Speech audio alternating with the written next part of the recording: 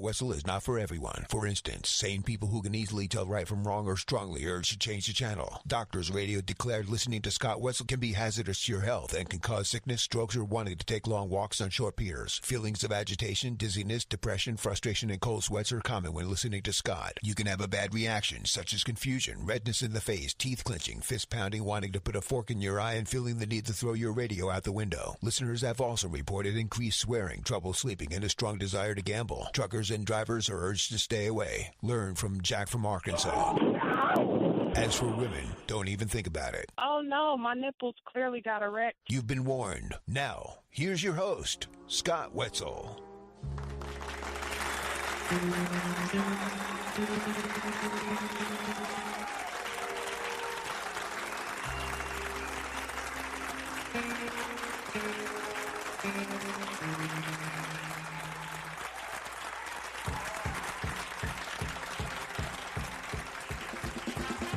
And welcome to the Scott Wetzel Show, right here on FanStream Sports on a fabulous Football Friday. How are you, LLs, LWs? Yours truly sitting in for the next 2 hours, taking you right up until 4 p.m. Eastern Time, as we always do, Monday through Friday, right here again on FanStreamSports.com. What are we going to talk about today? Yes. You want to send a tweet first off. Send it to @OppositePicks. That's OPPOSITE Picks. P-I-C-K-S. Email me. Go to the website, OppositePicks.com. Hit the contact Scott icon. Fire away. SW-OppositePicks@Yahoo.com. Watching us on our YouTube channel, Scott Wetzel Show. Make sure you hit that like, subscribe button. And you can send some comments along the way. We'll look at those as well over the next 2 hours. The good, the bad, and the ugly of the NFL, that is for sure. College football, not a whole slate of games, but we got some this weekend. So we got college football trends to pass along. Bad lawsuits dominate the NCAA. Tony Romo says, my bad. Police say Josh Jacobs is the bad guy. Bad news for Winnipeg Jet fans. And the boys in Vegas picks. Nice little 2-1 last night.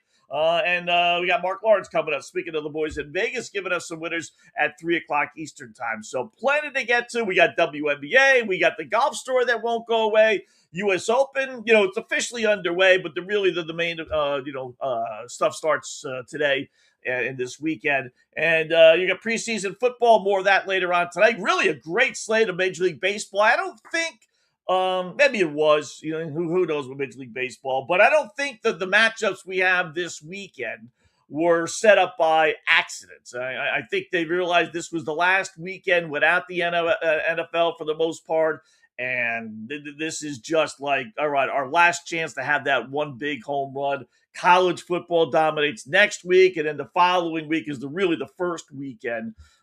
Used to be the last weekend of the preseason, then you'd had the NFL the next season. But the NFL, in its infinite wisdom, said, no, you know what, we're going to give you one more week off, and then we'll, give it like a week and a half to 2 weeks, depending on how you view this, first games on Wednesdays and Thursdays like we have now. So next week it doesn't start. It's still the following week. It's like, man, you just can't wait for the NFL season to get here. It's like, it's coming, right? Last week of the, the preseason is like, yeah, we still got 2 more weeks. But we got college football this weekend. Like I said, 7, 8, 9 games, whatever it is. Big slate next weekend. We got some college football trends to get to. And like I said, a nice slate of Major League Baseball. So a lot to get to. Let's hop right in it. We'll start with a little preseason football. We got the good, the bad, and the ugly, right? We'll start with the good. And we don't do that too often. So Cleveland beats the New England Patriots 37-13. What's so necessarily good about that? Nothing really, except that Dylan Gabriel, the forgotten guy with the Cleveland Browns crazy quarterback situation. Everyone talked about Deshaun Watson and obviously Shedeur Sanders. But don't forget, as I pointed out, Dylan Gabriel was drafted in the 3rd round. Sanders was drafted in the 5th round. A 3rd round pick for a quarterback is not, 1st round, obviously. But you're also not, throwing away a little flyer. 5th, 6th, 7th round pick. Yeah, why not? 3rd round pick is you got to like the dude. Right? And yet this guy's the forgotten guy with the Cleveland Browns. So what does he do? All the talk, who's going to start? Sanders, Watson. So he doesn't really get a chance to play too much in the preseason. I think last night was his first, I know it was his first start. He may have played a little bit somewhere along the line, but For the most part, this was his first opportunity to really, play with some decent players, not a bunch of fourth and fifth stringers, guys that are going to get cut. And what does he do? He goes 12 of 15 for 186 yards and 3 touchdowns. He looks great. I mean, he basically led him on near all their points. Taylor Green came in and led him on one scoring drive, but he looked terrific. So now you got another little wrinkle in the mix. And it's funny, as I was checking the internet, and I tell you, I like watching some of these post-game press conferences and everything else, and I saw this clip of head coach Todd Monken, who we played, numerous times here, right? And I really thought it was an old clip of him talking about Deshaun Watson. Envision him thinking Deshaun Watson and what we've heard from him so far. That's great for him. I mean, I know it's been hard. I mean, let's be real about it. Deshaun, sure, he's a prideful guy. He's had a lot of success in his career. He has. And all he does is prepare. That's all he does. Come to work every day, prepares like a pro. You can see he can really operate. I mean, he gets it. He gets what we want to do. He has a certain confidence about him when he takes the field. Watson, and I'm fired up. We had a chance to meet a little bit before the game and talk about the things he wanted to get called, what he felt comfortable with. Well, wait a minute. Watson's not playing. It's like having a coach. He's easy to kind of explain, like, hey, this is what I like, this is what I don't like. Like I always say, we don't need more plays. We need plays that you feel really comfortable with. So really happy for him. So I'm thinking the whole time he's talking about Deshaun Watson, right? Because we've heard all those things about Watson. And in the end, he's actually talking about Dylan Gabriel. And I'm like, this guy seems like he loves Gabriel. It almost seems like that this is actually his guy. Oh, he's a coach on the field, and he knows what he's doing, comes to practice, head down, gung-ho, blah, blah, blah, blah. All the coaching rhetoric that you normally get, right? But this guy seems sincere. And like I said, it's funny. I'm watching this, and I'm thinking he's talking about, Watson, because I've heard some of this rhetoric from him. And it's funny, when he says it about Watson, it does seem to be just coach's rhetoric. When he's talking legitimately about Dylan Gabriel, he seems like he loves the dude. So, maybe this is his guy deep down. And management, like we told you yesterday, according to RG3, is telling him, no, you can't start him. You can't start Sanders. You got to start Watson. I don't know. But all I do know is Gabriel looked good. Listen, you go for 186 yards against the New England Patriots. Now, I understand it's backups and all that other stuff, but it's still, a Mike Vrabel-led football team, and you throw for nearly 200 yards and 3 touchdowns.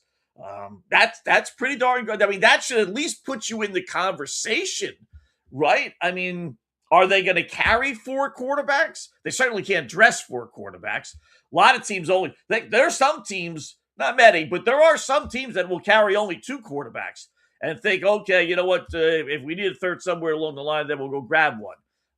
But, for the most part, teams keep 3. They put 1 or 2, whatever it happens to be, on the practice squad, and you go from there. And maybe they'll do that with but I don't think they'll do that with Dylan Gabriel the way that coach just sounded. I think they'll do that with Green, the rookie quarterback from Arkansas. So that was the good last night. Leave it to the Cleveland Browns to throw one more wrinkle into the equation as far as the quarterback situation. The bad. I don't know how they do it. God rest his soul, Dave Sherpan, right? My former partner over at Sports Grid, and he was a bookmaker, or I shouldn't say a book. He wasn't a bookie.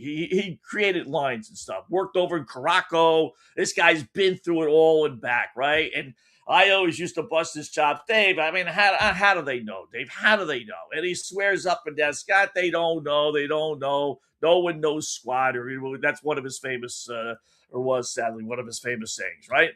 So I bring that up because last night, I told you yesterday, right? One of our 3 picks was grabbing, or actually, no, I don't think it was one of our 3 picks. In fact, the one loser we had yesterday was the dopey LA Chargers. We hit you with the Washington Mystics, they won, and we hit you with the Atlanta Braves, they were a winner. So we did go 2-1. But I later put in, the Pittsburgh Steelers. Got a good tip. I was looking at Marc Lawrence's coffee club, and he gave a great stat about how teams that are shut out at home the next week in the preseason are like, a gazillion and 1 against the spread, right? All right, I got to play Pittsburgh then, and I'd actually already put all my bets in and everything, right? So I read that and I go, all right, let me delve back in. I'll hop on the computer again there, right? Open up my DraftKings or FanDuel book, and I put in the Pittsburgh Steelers. They were getting 1.5. The line had dropped. I'm like, fudge, right? So what happens, right? So I start looking at it. Pittsburgh getting 1.5 was minus 105. Pittsburgh on the money line was plus 120. And I'm like, man, that is a big swing from 1.5 at minus 105 to plus 120. That's a 25-point swing. That's pretty big. And, normally those things are correlated, but much like in horse racing, win, place, show, the actual money is separate. They're separate bets. So it's all, based on how much money a horse is being bet on to finish in third place versus second. That's how they determine the odds. It's not, okay, here's what he is to win the race at 5-1. So the place is going to be certain amount and then show is going to be a certain amount. No, they all have separate pools. So same thing with the money line pool for an NFL team or baseball team and a point spread. It is separate, even though it's very similar, right? Long story short is if I'm laying 1.5 at minus 105, or I'm grabbing plus 120 on the money line, I might as well take the Pittsburgh Steelers on the money line, right? I mean, that's like I said, if you're betting $100, right, you'd win 90 laying, or you'd win 120 if you bet Pittsburgh plus 120, $100, or you'd win 91 if you're laying, or if you're getting 1.5 minus 105. So it's actually a $25, $30 difference if you're a $100 player. That's pretty good. I figured, what are the chances? What are the chances of the Pittsburgh Steelers losing by 1? I mean, they're basically giving you a free, not a free bet, but why wouldn't you take the plus 120 money line? I mean, they're not going to lose by 1, right? Final. Do I even need to say it? Buffalo 28, Pittsburgh 27. They lose by 1. Son of a mother effing bitch, right? How did they know? Because what guy, there's no better out there. I'm sorry, there might be one or two that would lay 120 and rather than laying 1.5, there are guys that would do that swear by, listen, Scott, I'll win less money and not have to deal with winning by just 1 run. I get, or 1 point here. I get that, but this was the other way around. This was either you get 1.5 or you get plus 120. I'll take my chances they don't lose by 1 point, right? I'll take the plus 120. And they lost 28-27. Buffalo scores late. About a minute and change left. There's no overtime in the preseason anymore, so they went for 2. Naturally, they got to 2. Buffalo takes the lead. Pittsburgh does have a minute and change. They do absolutely nothing. Ball game ends 28-27. And I'm like, you got to be kidding me. If I just would have taken the 1.5 and not gotten greedy, I would have, won the bet and won some parlays and everything else. So how did they know? I don't know. All I do know is that 9 times out of 10, if I'm getting plus 1.5 minus 105, the money line isn't plus 120. It would normally be about 110. But again, the line dropped. Now that plus 120 makes sense if the line is close to 2.5 like it was. But as I told you to begin with, they're separate pools. So while the money line pool, necessarily didn't favor Pittsburgh that much, the point spread did. So the point spread comes down, the money line stays the same, and now you have this, decent sized spread of like, why take 1.5 when I can grab 100, plus 120? Coincidence? I'll say no. I mean, was it all scripted and planned out? No, I'm not saying the games are rigged. I'm just saying the boys in Vegas just somehow know. I don't know how. They know better than us. They can analyze these games better than us. Maybe is that it? I don't know, but I'm telling you, when I say I didn't watch the game, I watched the final drive, the final Pittsburgh drive, and then the final Buffalo Bills drive. And I tuned it on. My daughter came over. We were talking in the kitchen and actually had a family dinner for the first time in about 20 years. So I didn't watch much of it last night. I turned it on, and I'm seeing Pittsburgh's leading at 27-20. I'm like, okay, we're good. Yeah, there you go. We won. Good job taking that plus 120. And then I see the Bills go march down the field, and then I see their fifth-string quarterback score a touchdown, Steve Buechele, and then I see them get the 2-point conversion, wide open, wide receiver right in the flat, nobody near him. I'm like, you got to be kidding me, man. You just, wow. We're in preseason, and the aggravation, the bad beats have already stockpiled. With the bad beats. That's as bad as it gets. It really does. Knowing what you could have had, right? The ugly, that's not the ugly. The real ugly, I suppose, is Fernando Mendoza in the LA Raiders who lost to San Francisco. I'm not going to say he stinks, right? Because that's not fair. We give him fair. He's got to get at least 1 year playing before you just label a guy he sucks. So I'm not going to say that, but he's not looked good this preseason. Last night, 7 of 14 for 57 yards, which is nothing. That's less than 9 yards a reception, right? Right around 8 yards of reception. He had a passer rating of 31. 31. By comparison, Dylan Gabriel had a passing rating of close to 160. And this guy had a passer rating of 31. He was sacked a couple of times, pressured many other. He looked lost. There's certain performances you can look at and say, all right, no big deal, blah, blah, blah, blah, blah. And then there are others where you just say, man, he didn't look comfortable. You can be lousy, statistically you can be lousy, but still kind of know what you're doing and just, you get a sense of like, all right, these wide receivers are not getting open and this offensive line is giving him no shot whatsoever. And while he was under pressure, admittedly, but he just he hasn't looked good. When I've seen him, this is one of the later games, so I watched a little bit more than this. I was on a computer at that point. When I've seen him play the couple times this year, he really, you can see he's got some talent. Not throwing him out with the dirty dishwater, but there's no way in the world that guy can be starting. No way. And the dopey head coach Clint Kubiak won't name a starter. Like the whole world knows it's going to be Kirk Cousins. So I don't know what secret he thinks he's keeping. But if he thinks really that people are going to go into a game against the Raiders, and the Dolphins play them first game, right? So we'll use our beloved Dolphins. If you think the Dolphins are worried about who's going to start, whether it's going to be Fernando Mendoza or 90-year-old Kirk Cousins who can't move, it doesn't matter. I just don't believe it does. I want to have a defensive coordinator tell me, oh, yeah, I stay up at night not knowing who the starting quarterback's going to be. Their offense is going to be so different, and we're not going to know what to do. Come on. It's 11 on 11. You either run or you pass. There's not like there's a third option with another quarterback. Yes, could the quarterback run? But that's part of running the ball. That's part of scrambling. Every quarterback now in the NFL can scramble some.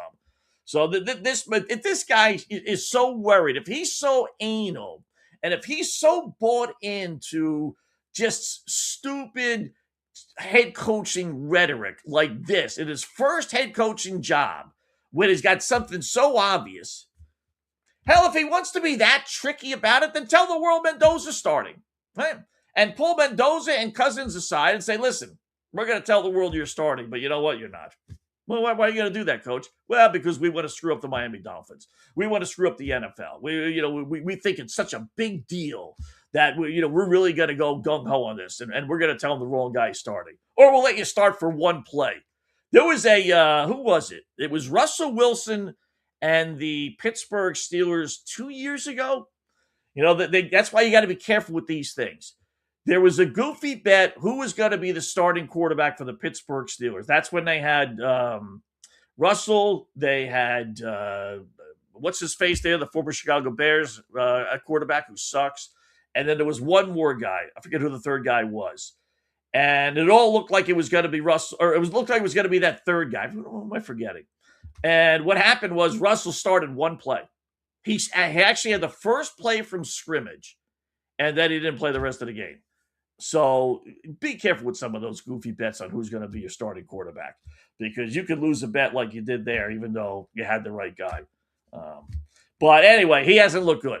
He hasn't looked good this preseason, and didn't look good last night, throwing for only 57 yards. And you lose to a San Francisco team that really rested all their starters. They don't play their starters. They weren't trying for the most part. So that was ugly. We got a bunch more later on tonight. We got 2 on Saturday, including Tennessee getting set to host the Chicago Bears Saturday night. Second straight week. This is really weird that the Tennessee Titans, this was arguably the worst team in the NFL, this side of the Raiders last year. And the Tennessee Titans, for the second straight week, remember they played Seattle last week on the Sunday night. Now they're playing Chicago. There's only 2 games, and this is the late game, or the later of the 2. Maybe they just want to, get them out of the way and say, listen, you know what? You're not going to be in prime time anytime during the regular season, and they're not. So we'll give you the last spot on week number 2 and week number 3 of the preseason. NFL doesn't do things by accident or that's just coincidental. Nah, that's not the NFL. NFL isn't the NFL because they got through doing things coincidentally. They got through doing things on purpose. So I don't, like I said, maybe that's the purpose. It's just, we're not going to highlight you ever again. So enjoy it while you have it in the preseason. So they asked Cam Ward, good job by this reporter. They asked Cam Ward yesterday about, how do you think your preseason has gone? This was actually pretty fun. How would Cam Ward assess the way Cam Ward has played so far this preseason? How would you assess it? Not well. You don't think so? I don't. Not well. I'm glad you don't think so. That's good. How would you assess it? Good to fire back. I assess it as, did we win the game or did we lose the game? I assess it as what I can get better at. I don't assess it as someone who can get up there and, operate when everything's on. It's a different process level. So it's more of, slowing down the game to everybody. And I believe we made a huge jump from week 1 to week 2 because we're getting more condensed in the playbook. We're not really opening everything up. And, when we come to week 1, I think it will be a different story. All right. That was a good back and forth. I give the host or the reporter their credit for asking a tough question. And then, as a lot of players do, they throw it back into the reporter's face, even though it doesn't matter what we think. It's what you think, right? That's why we're asking you. And the reporter had enough courage, conviction to say, well, yeah, but again, back to you. What do you think, right? And I thought Ward, and I'm telling you, I'm a fan of Ward. I thought he handled it fairly well as well. Listen, they are 2-0 if you want to go by that stretch, but has he played well? No, he has not. He's not looked good at all. He just hasn't. They're 2-0 as a byproduct of playing 2 teams that just didn't want to play, in the preseason as you get. I don't know how it's going to be any different versus Chicago, but they are 2-0. So if that's what the silver lining for Cam Ward, okay, great, baby steps. But again, another quarterback situation where it doesn't look good. I root for him. I really do. I hate to put the black cloud on him, but I do love that under 6.5. I think their defense is going to be halfway decent, but their offense just doesn't look good. It just doesn't. So, but like I said, played that just to give Ward a little credit for handling that situation. These guys, they've been out of college a couple of years. You don't get this scrutiny in college. You don't have to. A lot of teams don't allow their players to talk to the media. And if they do, it's 1, 2, 3 guys, and the media, for the most part, are kiss-ass medias. Now, he was down in Miami his last year, but he was in Washington State. How many people are covering Washington State Cougar football, right? 3 at most, right? And one is the local newspaper. The other one is the college, newspaper. And then you might get a third one. So, and then maybe in Miami, same thing.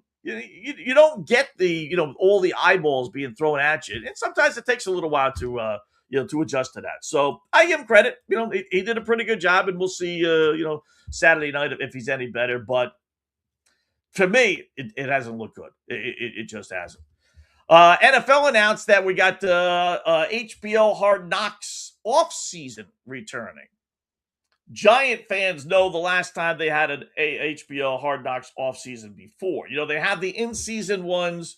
It grew to fame with all the preseason ones, right? So a couple of years ago, they tried one before the season, more like off-season stuff, before training camp, right? That was the year when the Giants were going back and forth on Saquon Barkley.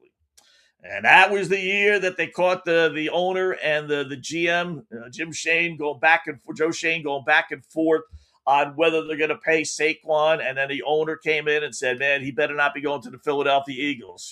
And Shane's like, no, he won't. And lo and behold, he did. So that was kind of thrown, pie in the face of the New York Giants. I could see, out of all the ones, I could see this would be the one where, you want to go in training camp, watch some guys practice and stuff, and we got to make cuts. Yeah, all right, that's part of the business, no big deal. Just stay out of our way. We're not really implementing that many crazy things, In season, I could see that being a pain in the ass. But even more so this off season where, you got to come up with storylines. It's not just, okay, roll film. HBO doesn't want to just do that. They want to come up with some storylines. So they're going in your meetings. They're listening to you talk about the draft, who you like, who you don't like.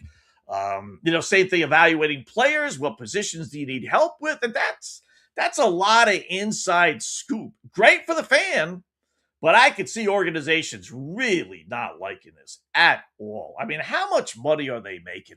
At the end, the NHL or the NFL is just so. It's the proverbial, how much is enough, man? I mean, how much could HBO be paying them? $1 million, $2 million, right? You spread that out. I'm sure all the teams share. I guess the team that's, doing it probably gets a little bit more, but, 32 teams, even if they were giving them $5 million, right? What is that? 32 teams, couple $100,000 a team, maybe the team that's being, hosted is really getting like half of that maybe, or at least a third of it, I would think, a quarter of it. Is it really worth it?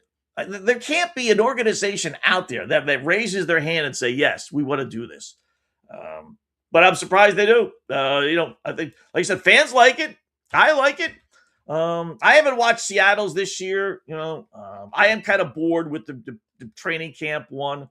It is what it is. I've seen it 1,000 times. You pick one or two players. You grab them as your storyline. One's always a Cinderella guy. The other one is always an old vet, and you just been there, done that 1,000 times. So I like the in-season ones a little bit more. I watch those quite a bit, and I would watch this one, but that would be tough. It really would. So we got more preseason games later on tonight as they wrap up the preseason today, and then, like I said, tomorrow we got 2 games. On the schedule. Most of these teams, I haven't been able to find a team that says they're really going to play their guys. A lot of it is still secretive for some. You have some, what would be good storylines if, in fact, everybody was playing, but they're not. You got Miami hosting Atlanta Falcons. Ooh, Tua Tags coming back to Miami. Are they going to boo him? How's that going to be? Well, that is all the case. He's not playing, though. So Penix won't start. Cooper Rush and then Jack Strand are supposed to play. We will see if Tua gets any playing time, but from what I read, it doesn't look like it.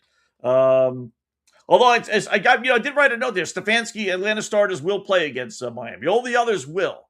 So we'll see about Tua. So that'll be, if then Tua starts.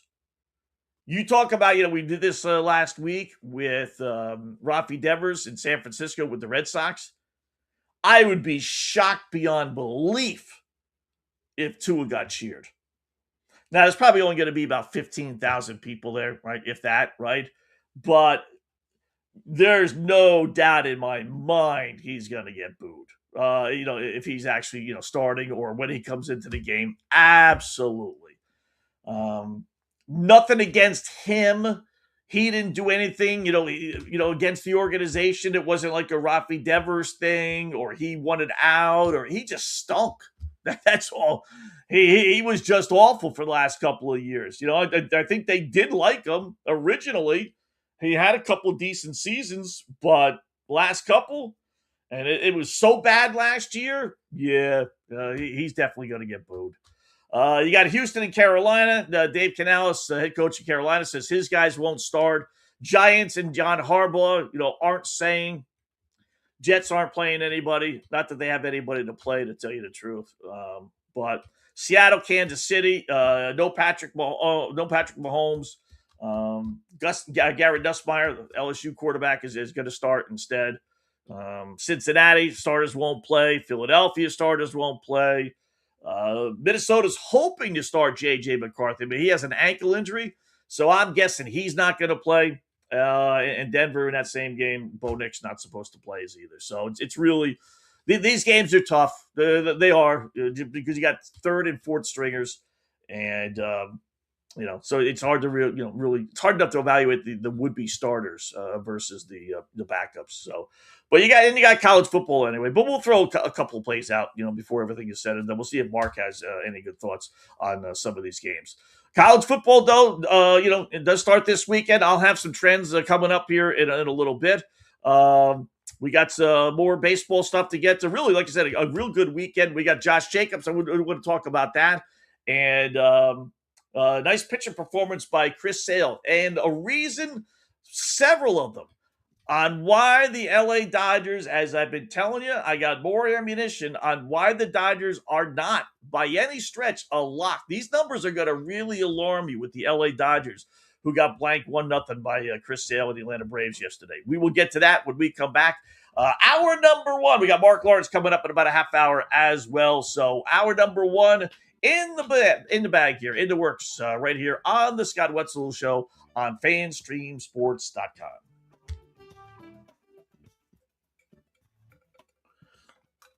Hi, golfers. IndyCar Tim here. I want to talk to you a little bit about Golf Central Magazine. It's not just a golf magazine. It's the magazine for everything: turf, travel, philanthropy, and lifestyle. Head over to golfcentralmag.com and check out the latest issue. Some of the regular features in Golf Central Magazine: the Golf Bachelorette of the Month, the Golf Bachelor of the Month, the Golf Cart Girl of the Month, Golf History, Grip It and Sip It. So head over to golfcentralmag.com. It's free. It's the magazine for everything: turf, travel, philanthropy, and lifestyle. Golf Central Magazine at golfcentralmag.com. We'll see you there. Sports fans, it's time to gear up. Head to fanstreamsports.com and check out our brand new merchandise store. We're talking bold t-shirts, 3/4 zips, hoodies, hats, mugs, and more. Everything you need to rep your favorite shows and your favorite crew. Whether you're rolling with the J.P. Peterson Show in Tampa Bay, From the Rough in Dallas, the Tim May Show featuring Clay Hall, or the Jeff Thidoff Show in Ohio, or any of our FanStream Sports original programming, we've got the perfect look for game day and every day. So don't wait. fanstreamsports.com. Click merch and grab your gear now. Wear the stream, live the stream. FanStreamSports.com. Hey folks, let me tell you about Bay Area Modern Medical Center, a very different kind of approach to primary care. Personalized preventative medicine, not a one-pill-fits-all mentality. Christopher Lugo and his experienced medical staff are proactive in looking at issues before they become a problem, encouraging a healthy lifestyle with proper diet, supplements, and exercise to optimize your active lifestyle. Rather than the impersonal, rushed approach, you will be the only patient and will have our full attention. That's new. Getting old is inevitable, but feeling and looking old is avoidable. Bay Area Modern Medical Centers are experts in anti-aging regenerative medicine that optimizes your body's performance in many areas. So call for an appointment to get started on a journey back to full health and a happy life with a new, modern way of healthcare. Call 844-977-3477 or go to BAMMC.com. That's 844-977-3477 or BAMMC.com. Today's show is brought to you by Tom's Town, a premier craft distillery based in Kansas City, Missouri. Discover their award-winning lineup, including double oaked bourbon, botanical gin, and double grain vodka, named the best craft vodka by the readers of USA Today. Available for online delivery in 40 states. Visit toms-town.com or their Kansas City distillery to explore more. Elevate your game with Tomstown, where history meets innovation.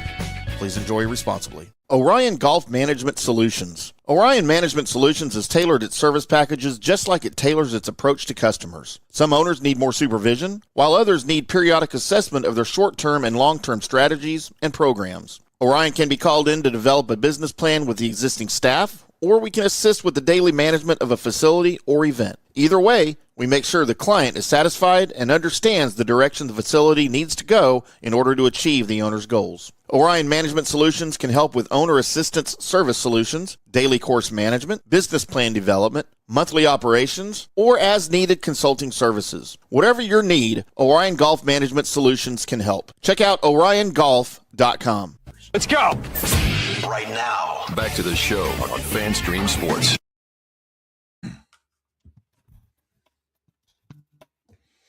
Hey, welcome back. It is the Scott Wetzel Show right here on a fabulous Friday. FanStreamSports.com, FanStreamSports.com. Busy Friday. We got more NFL stuff to get to. We have maybe the craziest play in college football history to go over. A little bit of golf stuff that won't go away. WNBA, as we got Enos challenging Megan Rapinoe of all people. A great, we'll leave you with this as well. So, and we got our college football over-unders. We touched on these a little bit last week. I whittled it down. I'm going to give you 5 that just can't lose. Just can't lose. Famous last words, right? So, speaking of lose, maybe loser or losing, that's the Green Bay Packers running back Josh Jacobs in the news yesterday. So, details released on his recent arrest. Woman identified as Jacob's girlfriend. By the way, do some YouTube chat. We'll check these out as well on the Scott Wetzel Show. Hit that like and subscribe button, and we'll hear those in a minute or two. So, a woman identified as his girlfriend, no less, said that she'd been looking through Jacob's phone. First sentence in the story, and right away I'm thinking, all right, BITCH, right? You're asking for you're going to go through someone's phone. My wife doesn't go through my phone. We have some, kind of unwritten rules in the household. Not that I'm hiding anything, but it's just like, what are you doing, right? And she's got a secret password, the 4-digit password for her phone. Do I know what it is? No, God forbid I ever should need to get into her phone. I couldn't do it, Although knowing my wife, it's probably 1, 2, 3, 4. So, but there's certain things you just don't do in a relationship, and someone's phone is. I don't know what it is. You guys all know, you guys. It's just, that's me. That's mine. That's like looking at my diary, right? So strike number 1 for her, and I'm going to stay objective about this, looking through the boyfriend's phone. Not the husband's phone, even the boyfriend, right? Then she became upset and threw his phone at him. Okay, there's strike number 2. She then said, well, you can look at my phone if you want to. And told him to call a car to bring her back to Chicago because she wasn't going to be driven back by him, I guess. So I guess he took the phone. I remember I did that with an old girlfriend's parents one time. Long story, right? So I go to her house to pick up some of my things. She's not there. I don't really believe them, but whatever. And the parents say, well, go look, right? So what did I do? I went upstairs and looked. The look on their face, I remember that. Like, they did not expect me to do that. But I said, all right, you want me to look? I'll look. Well, you know, I care, right? I'm 16, 17, 18 years old, whatever I was, right? So I'm probably the same thing here, right? She said, go look through mine. So he said, all right, then give it to me, right? So then she wanted her phone back, she says, and there was a struggle. He wouldn't give the phone back, strike on him, right? He grabbed her arm and began a physical struggle, according to the reports. That lasted several minutes. The complaint said that the woman was trying to leave his garage when he grabbed her, threw her to the ground, and she struck her head, suffering an injury. So obviously he's at fault for some of this stuff, if this story is actually true. Police reviewed the evidence, and they did see, some marks on her. So, a certain point of this has to be true. Bottom line is Jacob's lawyers, though, fired back, saying that the local district attorney reviewed the evidence and only elected to file misdemeanor charges. So nothing crazy charges. That did not include domestic violence, which I'm not sure how that, how they decided on that. I really don't. If she's got bruises and everything else. And apparently there was a camera in the garage, not in the house, which is kind of weird, that would show what really happened. So Anyway, they said, Jacobs people, typical stuff, allegations will be addressed in the court, not in the media. So there are the accusations anyway. Bottom line is he probably did something, and for our purposes, the NFL's purposes, the fans' purposes, he's looking at a suspension. He just is. If he gets arrested, well, he did get arrested. When you get arrested and there's an investigation and there are charges and it's involved in a woman, I don't think it matters that no major charges, only misdemeanor charges. We're finding out with this goofy golf stuff, right? It doesn't matter what you do. Hell, that was a joke. And they're losing millions of dollars in contracts and sponsorships and everything else. So NFL has a fine way of burying this stuff. It really does. But I wouldn't be going all in on the Green Bay Packers, win totals anyway, if he's going to miss 4, maybe 6 games. But he's probably going to miss something. But again, the NFL, they could drag their feet on this and really not issue this until next year, to tell you the truth. Tony Romo, meanwhile, in the news, issued 3 new citations yesterday from his July arrest.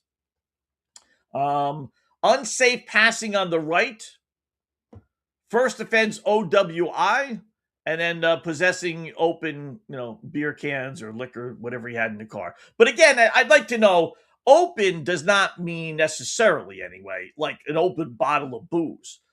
All it means is that it's not sealed.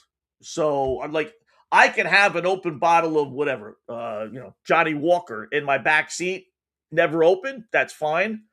I can have a couple of sips at my friend's house, whatever, put that same bottle in the same back seat, and that's driving around with an open, bottle. So if the seal is broken, then it's considered open. So, the image is the guy's driving around with some drinks and open bottles and everything else. That's probably not the case. But the bottom line is he got 3 citations. So his spokespeople, same kind of rhetoric. Tony accepts full responsibility, like he has no other option. I'd like to have someone say, no, I'm not taking responsibility for that. Well, you did it. Yeah, but I'm not taking responsibility. I'll let the neighbor take responsibility. There was no one else in the car. Let someone else in the car take responsibility. You were driving by yourself. Oh, well, the guy that was driving next to me, I'll blame him, right? So he takes full responsibility, has taken proactive steps to ensure that this is an isolated matter. They're working with local authorities, blah, blah, blah, blah, blah, and talking, for our purposes, again, is he going to be on TV or not? And CBS has yet to say. That they're still investigating. They're still waiting for all the facts and everything. So much for being innocent until proven guilty in our world. It doesn't sound like he's going to be on TV. And I like Romo. I liked him even earlier on. In fact, I probably liked him better when he was calling out plays and stuff. I thought it was funny that, he could read plays from the booth, whether that's just research or him just being that smart, or the other guys can too, but they don't say anything. But this guy remember, he was calling out plays left and right before they took the snap. Boy, how much could he make, right? If he was a gambling man, and you know how they do in baseball, you could bet on whether the next pitch is going to be a strike or a ball. Could you imagine? I'm sure there's a site out there, I'm sure, that lets you bet on whether the next play is going to be a pass or a run. Man, the guy can make a fortune. Just a fortune, right? So anyway, it doesn't sound like CBS is going to put him on the air. And listen, I know he effed up. I get it. Not minimizing that at all. But, it's like I said with, Jed York of San Francisco. All right, you got one guy who's looking for a little nookie. Right? All right, the world's a safer place now. I'm not going to crucify the guy. Romo, he effed up. He's old enough to know. He's rich enough to know he shouldn't be driving. I don't know if he was drunk, or he's just goofy, combination of the two. He had all the outs. He's at a country club where he's beloved. He could have asked somebody for a drive. So really not minimizing it, but I'm also not going to kill the guy and make him lose his job over that. You want to suspend him for a game or two, maybe, but I don't even believe that. It's just, it's kind of weird. So, but it doesn't sound like CBS is going to have him, at least not this year. All right, a little baseball. Good weekend in baseball coming up. You got the Stankies and Red Sox. And I don't think, like I said earlier, I don't think this is coincidental. When you look at the series, And you realize, okay, NFL is still, in its pause before the season really begins. College football, you have some games, but nothing crazy, right? So I think Major League Baseball looked at the schedule and said, all right, this is the last weekend that we are going to have some, all the eyeballs on us. Because for next week on, forget about it. You got a really good series, obviously Yanks and Red Sox. You have a really, what would have been a good series. Detroit, expected to be a really, really good team in the American League, and the Dodgers. You have, again, Houston and the Mets were supposed to be a really good team this year. That would have been a great, great series. You have the Padres and Devil Dogs. That turns out to be a good series. You have the what was the other couple there? Brewers and Rangers, two teams that we figured would be battling for playoff spots. Seattle and Toronto. That should have been a rematch of the American League Championship Series. That should have been a monster series this weekend. So you had monster series Seattle, Toronto, monster series Red Sox, Stankies, Mets, Astros really should have been a monster series. Dodgers, Tigers should have been a monster series. Padres, Devil Dogs, should have been a monster. It still is a pretty good series. So I don't, like I said, I don't think that was done by accident. I really don't. So Stankies lose last night, and one-time hero. He's like the who was the St. Louis Cardinal there? What's his face? Who hit the 3 home runs, right? Who now can't hit his way out of a paper bag. He's the American League version of him. Remember Lombard with his family in the stands, hits a home run in his Major League debut, first at bat. I remember the brother was making his debut down in AAA. The family had to decide where they were going to go. And this guy's been playing great, hitting 300 for the Stankies, this, that, and right? 3 weeks later now, he committed another error. 6 straight games. He's committed an error. He's played 20 games. He already has 7 errors. And again, first time since Chick Fuster, whoever the fudge that is, back in 1921, for a Yankee to commit an error in 6 straight games. And they've had some bad defensive players, but Chick Fuster, it's the longest streak since Marc Lewis. I remember him, Cleveland Indian, back in 1992, committed an error in 7 straight games. So, big swing. Stanks could have been 3 games up on Boston. Now the Red Sox, even if they take 2 out of the 3, now they're only a game back. So that gives them a little more of a leeway versus being 3 back and really needing to sweep. So that's big. And then, of course, our good buddy Nicky Totoro. Remember him? He used to play. He was an actor in Hill Street Blues, one of the detectives. He used to call the 3-letter network when I was hosting over there all the time. So he sends out videos, and they're generally pretty short on just, more times than not his angst with the New York Yankees. So he's after the 6th error from Lombard, he sent out another one last night. I'll play it for you. This is why when you invest your heart and soul in this on a day-to-day basis, and you can't catch a ball, you can't move a runner over, you strike out, you do it on a day-to-day to watch this, and then you got to listen to the same shit. It's just beyond. Nothing ever changes. You get a glimmer of hope for a second, and then boom, you go right back to being who we are. I retire. I fucking retire. Of course, he sent another clip out later on today, so he didn't retire for too long, right? So he's pretty good. He's not as crazy as the big fat guy, the Met fan, which is over the top stupid. Nicky is a little bit more lower key, not more passionate, because Frank is definitely passionate. But I enjoy his clips a little bit more, maybe because I hate the Yankees and he loves the Yankees. So he sends one of those out every single day. He's a good follow. He is. Yeah, he used to call the show all the time. Dodgers lose yesterday, 1-0 to Chris Sale. I told you about this Dodger team. Now, do I think ultimately they're going to win? No, I'll say no. I think if you had a bet Dodgers, and I'm sure sites have this, Dodgers to the field, I'll take the field. Forget the odds. You can always take something based on odds. Just Dodgers are the field. I'm taking the field. Who could beat them? As I told you, again, any team, especially Philadelphia, that has some lefties. Chris Sale, obviously a lefty. Goes the distance last night, strikes out 11, throws basically about 100 or so pitches, and the Braves win 1-0. One of our winners. Dodgers are now 57-34 against righties. 23 games over 500. Pretty good. Against lefties, 23-20. So they're 23 games over 500 against righties, only 3 over 500 against lefties. They're basically a 500 team. You get a team that can throw a bunch of left-handers at you. That's why if I was the Brewers, forget about Tariq Skubal. Give me a bunch of lefties. I'll go get a slew of lefties. That's what I want on the open market. Here's the other thing.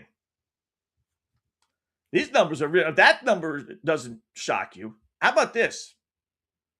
Dodgers are now 1-5 against the Atlanta Braves. Just out of curiosity, and I knew that, right? Just out of curiosity, he said, I'm going to look them up against all the first-place teams. Right? You got 5 other first-place teams since the Dodgers, not playing themselves. So what do you think their record is against first-place teams? And that includes the American League when you got 2 dogs in first place, right? 1-5 against the Braves, losing record. 3-4 against the Milwaukee Brewers, losing record. 1-2 against the Chicago White Sox, losing record. They are 2-1 against Texas, which is in first place right now. And they're 2-1 against Seattle, too, so it doesn't really matter who, And they are 3-0 against Tampa Bay. Add it all up, they have a losing record against first place teams. 10-12. How about some other teams? Those are first place teams. That's a little unfair. All right. You know what? You're right. Maybe not necessarily unfair, but just out of curiosity, what are they against the other perceived best teams in baseball? Red Sox, Yankees, Phillies, Chicago Cubs, Arizona Diamondbacks, right? So I looked those up. 6-7 against Arizona, losing record. 2-4 Chicago Cubs, losing record. 0-3 against the Red Sox, losing record. They are 2-1 against the Stanks. They're 4-2 against the Phillies. But they're really making their hay against San Diego, who they just own. They've always, for whatever reason, just owned this team. They're 7-3. But even including, San Diego, which we have to be fair, they're still only 21-20 against the other playoff teams, the other really good teams. So that puts them at a combined 31-32 against the best teams in baseball. They're just not, they are not, they may end up winning it, right? I don't think they will. I really don't. I think someone's going to beat them. I get why they're certainly favored to win it all. But when you look at the odds and you see who else is, close to them, they shouldn't be this overwhelming favorite like they are to win the World Series. I'm checking FanDuel right now. FanDuel has them, and I'm sure the other sites as well. I just happen to have FanDuel up. Plus 170. The next team is the Stankies at 8-1. 8-1. I mean, that makes them a huge favorite. Brewers 8-1 as well. And they're just, if you're a 500 club, and honestly, they're not even that. They're 31-32 against the other best team. Now, what would the Braves be, and what would the Phillies be, and what would the Red Sox and Tampa Bay be? I don't know. Maybe they all fall in line like that. Maybe. I'd have to double check. But even if they did, it still puts the Dodgers in that same category. It doesn't separate the Dodgers. Like, I don't think those teams, hold on a second here. I don't think those teams are, I always forget to do my computer. I don't think those teams would be like 10 games under 500. So the Dodgers playing 500 baseball would make them so much better. I'm guessing all those teams. And really, I take a guess that those teams have a better record, to tell you the truth. I'll do it, and I'll have it for you on Monday. I'll do the other first-place teams. I'll do the Braves. I'll do the Brewers. I'll even do the Red Sox. I know the Red Sox have a great record against first-place teams for whatever reason. Lousy against last-place teams. But it's just, it's not like you would think it would be, with this Dodger team. They show a lot of flaws, a lot. Whether it's that record against left-handed pitchers or it's the record against good teams. 500. That's it. No big deal. It's just not. To me, it's not worth the plus 170. It just they should not. They should be realistically like 4-1, and have the Stankies and then Brewers maybe 6-1, maybe 7-1. I mean, the National League is wide open. I don't think there's any team that they really think, oh my God, we can't beat them. If you're the Braves, you're not afraid of the Dodgers. Why would you be? You're 5-1 against them. You're the Phillies. I don't think you're afraid of the Dodgers. Brewers. Whatever the case may be. So it's really just it's crazy how mediocre. I will say, to the Dodgers' credit, man, they just don't, and we know this betting wise, they do not lose to lousy teams. Their record against bad, like the worst teams of the world, the Colorado Rockies, are like phenomenal. And that's where they make their head. They beat the teams they're supposed to beat, and they go 500 against the rest of the teams. And they cross their fingers in the postseason. So our over-under win totals. Let's update those before we get to a break here. We got Marc Lawrence coming up here. Second half win totals. Remember, we put 11 teams in. Looking good for some. Need some help in others as it goes. Over 81.5 Red Sox. We need to go 9-20 the rest of the way. That's going to happen. We're going to win that one. White Sox need to go 13-16. Looking pretty good there. Brewers need to go 12-16. Looking pretty good there. So those three, I'm counting in the bag. The rest, so-so. Astros need to go 13-15. They're 67-67, so they're on pace. So I'll take that. Miami Marlins need to go 15-13. All right. They're 2 games over 500. Pretty good shot there. Phillies, because of that long 10-game win streak, they need to go 16-12. Still got some work to do, but that's doable for them. I'm okay with that one. Dodgers getting swept by the Braves really hurt. Really, really hurt us. They need now to go 21-7. That's probably not going to happen. As good as they are, that's probably not going to happen. Seattle, same thing. They stink. We put the black cloud on them, buying them to win the World Series. They need to go 19-9. Can't believe that team just cannot turn it on. I know the schedule, as we talked about, is pretty easy rest of the way, but still, 19-9 is a pretty good clip. So, but we're not out of it. 3 unders.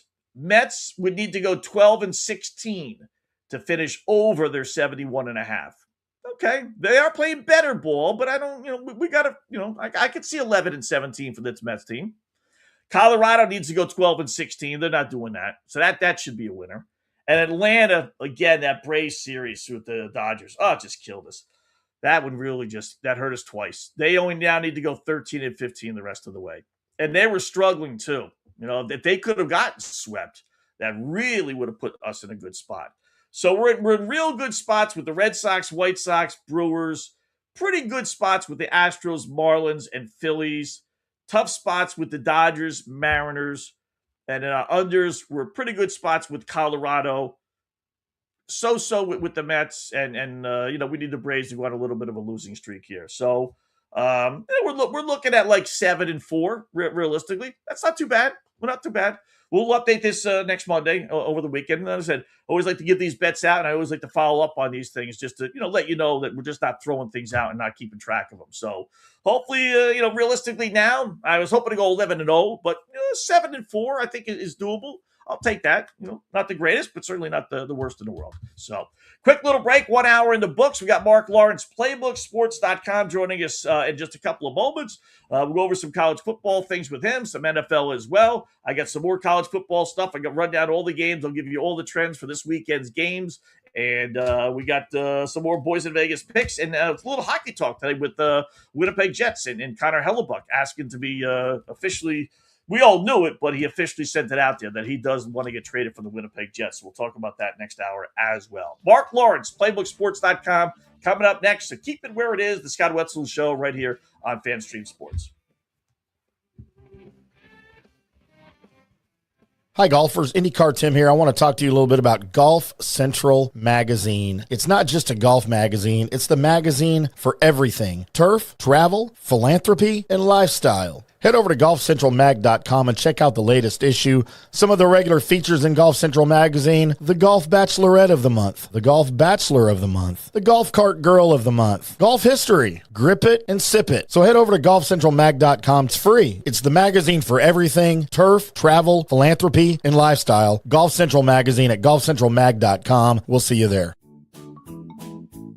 Sports fans, it's time to gear up. Head to fanstreamsports.com and check out our brand new merchandise store. We're talking bold t-shirts, 3/4 zips, hoodies, hats, mugs, and more. Everything you need to rep your favorite shows and your favorite crew. Whether you're rolling with the JP Peterson Show in Tampa Bay, From the Rough in Dallas, the Tim May Show featuring Clay Hall, or the Jeff Thidoff Show in Ohio, or any of our FanStream Sports original programming, we've got the perfect look for game day and every day. So don't wait. fanstreamsports.com. Click merch and grab your gear now. Wear the stream, live the stream, fanstreamsports.com. Hey folks, let me tell you about Bay Area Modern Medical Center, a very different kind of approach to primary care. Personalized preventative medicine, not a one-pill-fits-all mentality. Christopher Lugo and his experienced medical staff are proactive in looking at issues before they become a problem, encouraging a healthy lifestyle with proper diet, supplements, and exercise to optimize your active lifestyle. Rather than the impersonal, rushed approach, you will be the only patient and will have our full attention. That's new. Getting old is inevitable, but feeling and looking old is avoidable. Bay Area Modern Medical Centers are experts in anti-aging regenerative medicine that optimizes your body's performance in many areas. So call for an appointment to get started on a journey back to full health and a happy life with a new, modern way of healthcare. Call 844-977-3477 or go to BAMMC.com. That's 844-977-3477 or BAMMC.com. Today's show is brought to you by Tomstown, a premier craft distillery based in Kansas City, Missouri. Discover their award-winning lineup, including double oaked bourbon, botanical gin, and double grain vodka, named the best craft vodka by the readers of USA Today. Available for online delivery in 40 states. Visit toms-town.com or their Kansas City distillery to explore more. Elevate your game with Tomstown, where history meets innovation.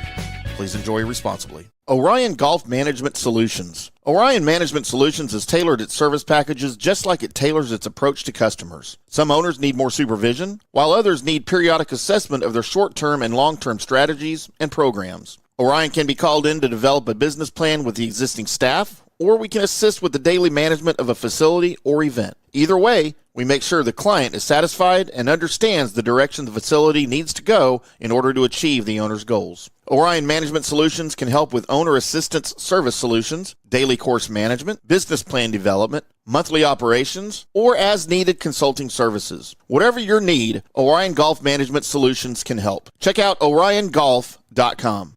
Let's go! Right now, back to the show on FanStream Sports. All right, welcome back. It is hour number 2 of our 2-hour extravaganza, as we always are, Monday through Friday, right here on FanStreamSports.com. Follow me on Twitter at OppositePicks. Email me, go to the website, OppositePicks.com. And then a little YouTube chat as well. We'll get to our YouTube comments, the Scott Wetzel Show on YouTube, as we have a bulk of our listeners and viewers there. So do appreciate that. Got a whole bunch of things still to get to hour number 2. Maybe the craziest college football play of all time. And Sophie Cunningham, and a little controversy with Sophie, believe it or not. We'll get into that as well. But first up, let's talk a little college football, little NFL with a good buddy, Marc Lawrence, PlaybookSports.com, joins us every single Friday at this time. What's going on, Mark? How are you? It's hopefully nice Friday. It's gorgeous by us. It's been lousy recently, but today it's been pretty nice here on Long Island. Oop. Got your sound? Got himself muted. Got yourself muted there, Mark. That's all right. Nope. Hold on a second. Technology is a bitch. Yeah, it shows that he's muted in StreamYard here. Yeah, it shows that you're muted in on our platform here. No problem. How many games we got? We got 1, 2, 3, 4, 5, 6, 7, 8 games on the schedule for Saturday. Only one late game, which I'm a little surprised with. Thought they would have had decent game, considering it's opening day, Memphis and UNLV. But all the others are all starting at 7:00 or earlier. So. All right, we'll try to hook up with Mark here in a second. But that does give me time to run down some of the trends.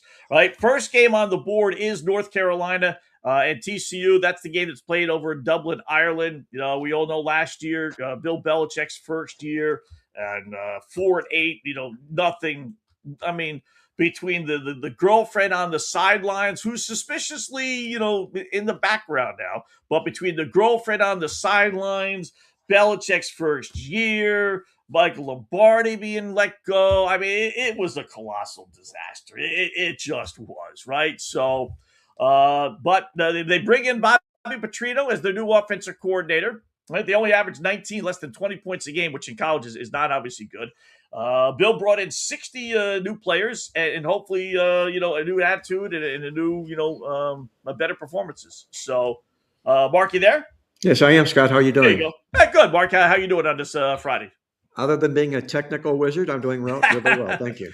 Listen, join the crowd. Us old folks here. It's just it's not good. I'm hanging on. I'm barely hanging on with all this technology, Mark. So I get it. I do a lot of StreamYard stuff, and it's just absence of mind is all it is, Scott. Yeah, no problem. No problem. I expect that. So, let's talk a little college football here. So we have our first weekend. What do we get? 8, 9 games here. I don't know if there's necessarily a blockbuster one, but as you know, you don't need to have a blockbuster to win money with the boys in Vegas, right? They pay off in green, just like for North Carolina and TCU, as they do for Notre Dame versus Michigan. So, your thoughts just entering the college football season, all set, all mentally prepared, and you've been down this road many, many, many times, right? You've been doing this a long time, right?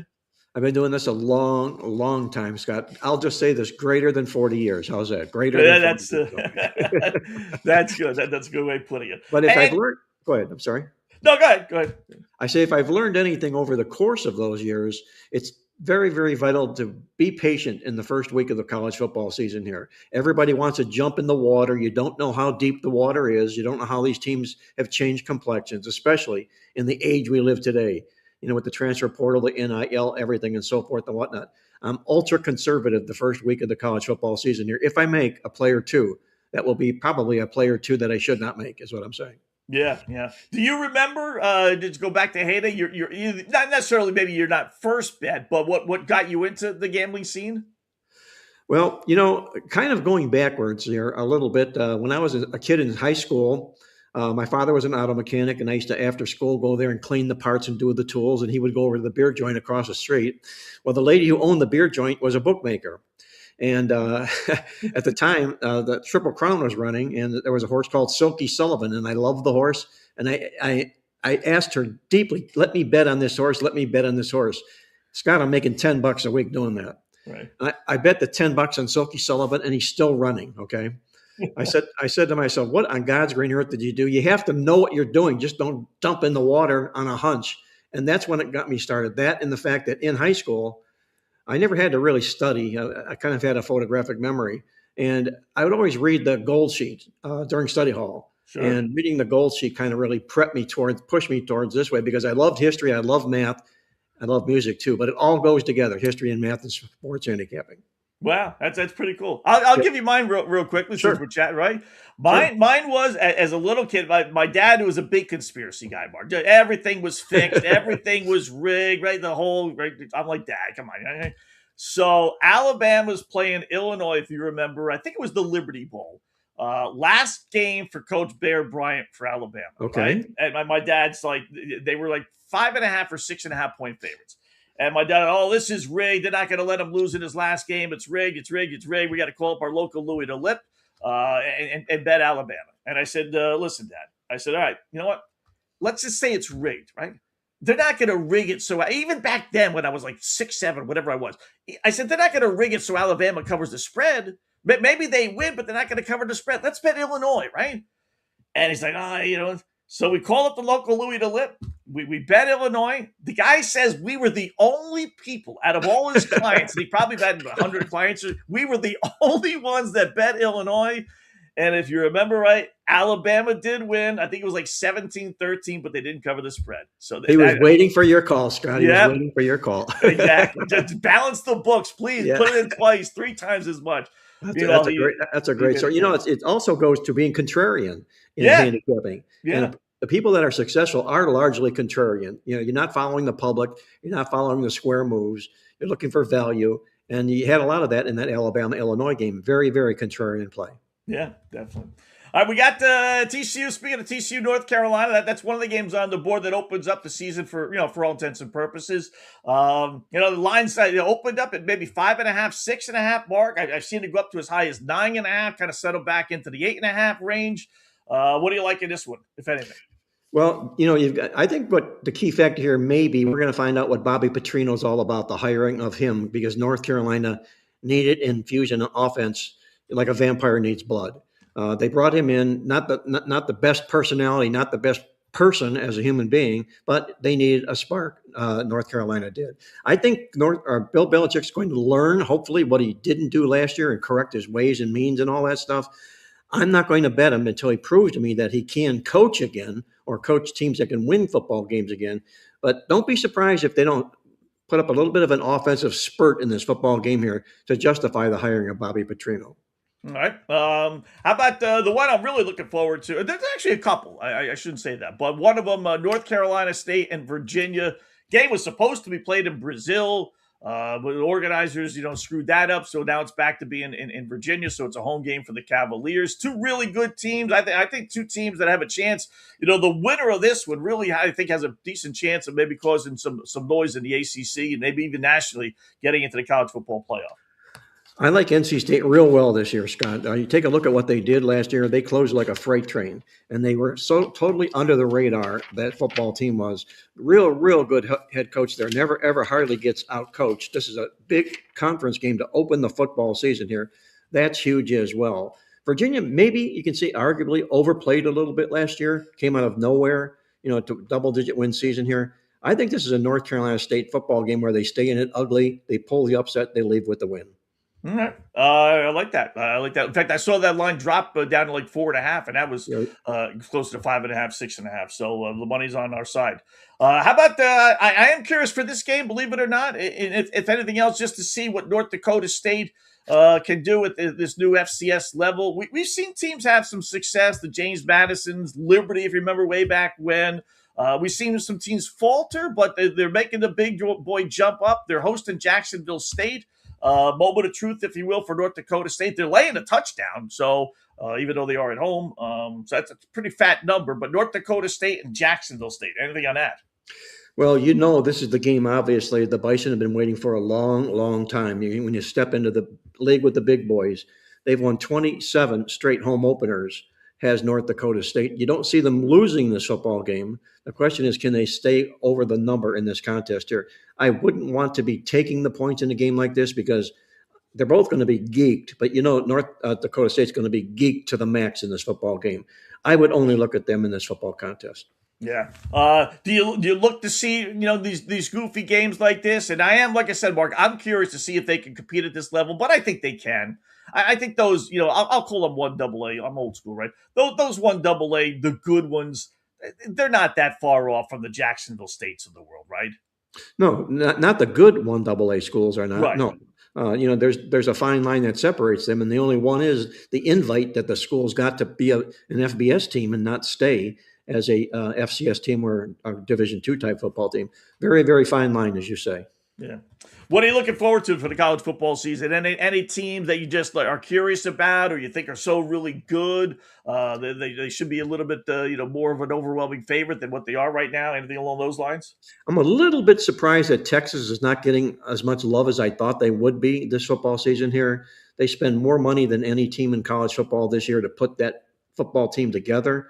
You always follow the money in situations like this today, Scott. The teams that spend the money have the good players. Yeah. And I think I pointed this out in our coffee club this week that I think it was coffee club that from November on out last year, Arch Manning had the highest rated QBR of all college football quarterbacks last year. People want to diss him for the season that he had, but he really closed like gangbuster from November on out. I think they're the football team to beat in the Big 12 conference, and I have them playing in the championship game as well. Wow. Okay. Against who? Can you say? Ohio State. Look, that's my alma mater. Okay. But you don't ever fall in love with your team, your home team, your state, your school, or anything like that. It's simply the pure, simple fact of the matter is nobody plays a better brand of defense than Ohio State does because he brings in all the elite talent defensively. Just look at the numbers that he's put up here the last 3 years. They're stonewall defenses, and everybody comes after them, and they keep shooing the people away. They haven't won a Big Ten championship. I think it's been 3 or 4 years now. They make it to the playoffs, but that's their goal this year is to win the Big Ten championship. I see them doing that and playing Texas for the marbles this year in the FBS championship game. Speaking of your teams, nice job by Dylan Gabriel last night in the Cleveland Browns, right? Everyone's talking to Deshaun Watson and Shedeur Sanders. And then here's the Dylan Gabriel, who, as I pointed out before you came on the air, Mark, they spent a 3rd-round pick on this guy. Like, he wasn't a 5th, 6th, 7th, oh, by the way, flyer. I mean, they invested a 3rd-round pick on this guy, and he looks like he's the best of the bunch. And they traded up to do that too. I mean, they knew what they were getting here. He showed signs of being really good last year. Just really wasn't given the chance simply because he wasn't playing with the right personnel on the field here. He didn't have that last night. He didn't have starters around him last night, but he did play really, really well. He will make the team here. Whether or not it's going to be as a 2nd or a 3rd string quarterback remains to be seen. But I will not be surprised between now and opening day that something big doesn't come out of Cleveland in the Shedeur Sanders, Deshaun Watson quarterback race here. Something is brewing in Cleveland, and don't be surprised if one of these two players is either traded or let go. That's what I'm thinking too. You mentioned the coffee club.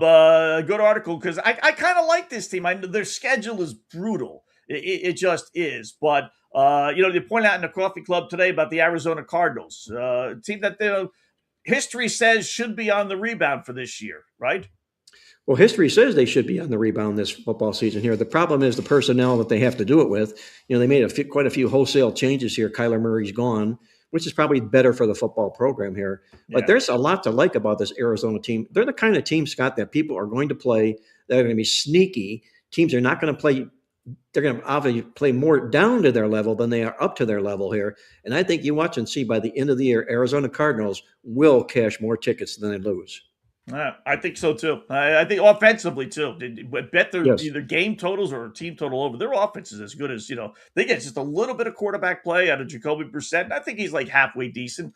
He is halfway decent. He's an ideal backup quarterback in the National Football League and the kind of a guy you need to steer this program. Yeah, got to be getting set for the NFL season. I know that. Obviously, the college football season, Mark. So, what do you got going on over at playbooksports.com? Well, we're getting ready, Scott. Our preview guide magazines are just about out right now, which is good.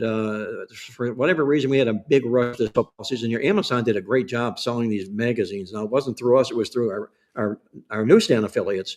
But we're doing real well with the magazine there that way this year.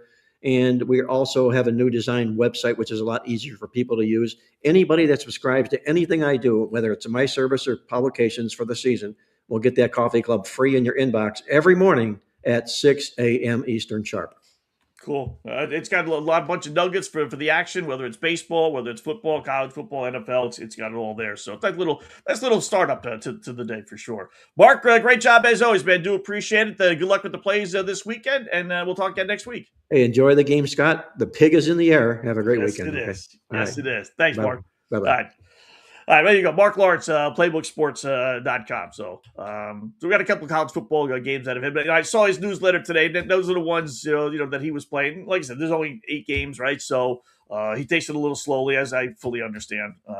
You and I may bet them all, but the smart guy doesn't. The smart guy says, "Yeah, let me see a couple of games," right? But you and I are just like, yeah, we got to bet them all. I just have to bet them all. So I'll run them down here for you. And again, check out his website, playbooksports.com.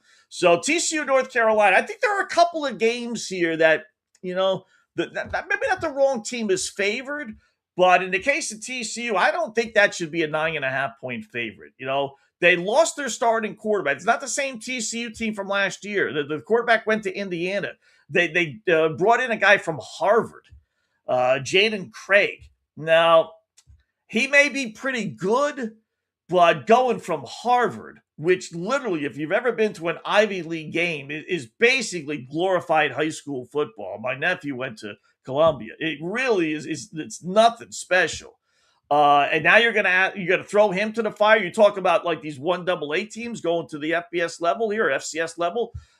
You're asking like lower 1AA. I got to see that to believe it. I think North Carolina can win this outright. Numbers aren't good. All right, and you wonder why the numbers are what they are as far as against the spread and point spread wise, 9.5, 8.5. North Carolina, it's ugly, right? 0-7 against the spread against Big 12 teams, which TCU is in. 5-20-1 against the spread on games played on grass versus artificial turf. TCU 9-3-1.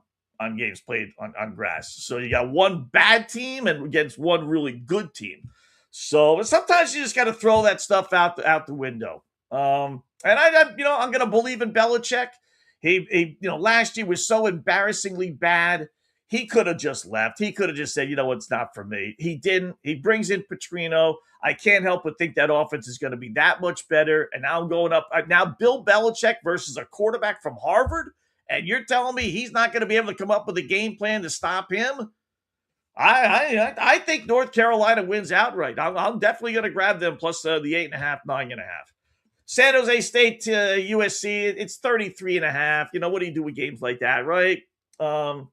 I'm more inclined to take a hunch on the underdog on those things. Lose 50-14. Actually, that'd be 36 points. 50-17. You win by the hook, something like that. San Jose State is 7-0 against the spread on games played on grass. Maybe the over.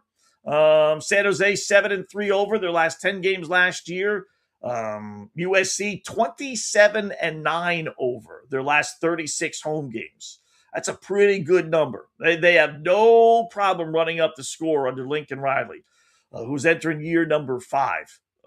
So they got 12 starters returning from last year's team, including their star quarterback. So you know what? Forget San Jose State, although you could play them if you want. But I'll go with the over. FanDuel right now has the over at get an updated line 61.5. That's a big number. You count on 45 from USC, and then you got to get basically 14 to 17 points out of San Jose State. That's how you got to, you break it down that way. That kind of puts it into perspective. That's a lot of points. That was 33.5 last night. It's 38.5 now. So the money's coming in on USC. And that might be a stay away game. If anything, if anything, I'd take a flyer, believe it or not, on the over, even 61.5. Why not? I like North Carolina State. Like Mark, I think they got the better quarterback in a situation like North Carolina.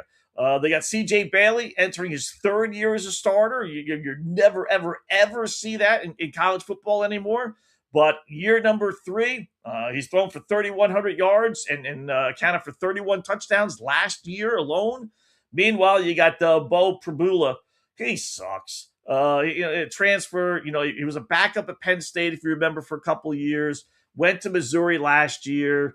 He threw for 1,900 yards and 11 touchdowns. Then 9 interceptions. Nothing great. So I got the better quarterback. I got the team that's beaten Virginia 4 straight, including last year, 35-31. So you know what? I'll take North Carolina. State. I think I'll play both North Carolinas. I think they win the game outright. I'll go with Mark on the North Dakota State Bison as well. Moment of truth for the Bison. Laying 7. That's up from 6.5. They're tough to beat at home. They don't lose home games. 27 straight home openers. 10-4 against the spread. Their last 14 games at home. You want to go over? North Dakota State's 10-1 over their last 11 games. 10-1 over their last 11 non-conference games. And Jacksonville State is 1-5 against the spread. At least they were last year on the road. So over-under there is 46.5. That's not a bad number. And then FanDuel's got it back down to 6.5. Little juice minus 128. So I like North Carolina, or I like North Dakota State and the over there. Nothing on Sacramento State, Eastern Michigan. Like nothing. Just no, I couldn't find anything. And I look all the time. Like Hawaii getting a 4 against Stanford. You know, Hawaii 8-2 against the spread their last 10 games last year. Their one Achilles heel is they do a lot of their damage at home. On the road, 4-11 against the spread. But they were 9-4 last season. Their quarterback is back, who threw for over 3,100 yards and 24 touchdowns, so he's pretty good. Stanford is just a mess. 4-8 last season. They've had 5 straight losing seasons. They got a new head coach who used to be the quarterback there way back when. They got a backup, a Michigan backup. If you remember Davis Warren as a starting quarterback, he sucks. So I got to see it to believe it. He hasn't played because of a torn ACL in a couple of seasons. Give me Hawaii plus the 4.5. New Mexico State, Florida State. I'm not laying that kind of wood with Florida State. No way, no how. They're a train wreck waiting to happen. Head coach is dead man walking. They're laying 30. Where is it? 32.5. New Mexico State, you know, they made some inroads over the year. There was a time when Mexico State would be just absolutely atrocious. And while they're not good, they're not like that so much anymore. Florida State 2-7 against the spread their last 9 games as well. So I'll either stay away or give you New Mexico State plus the 32.5.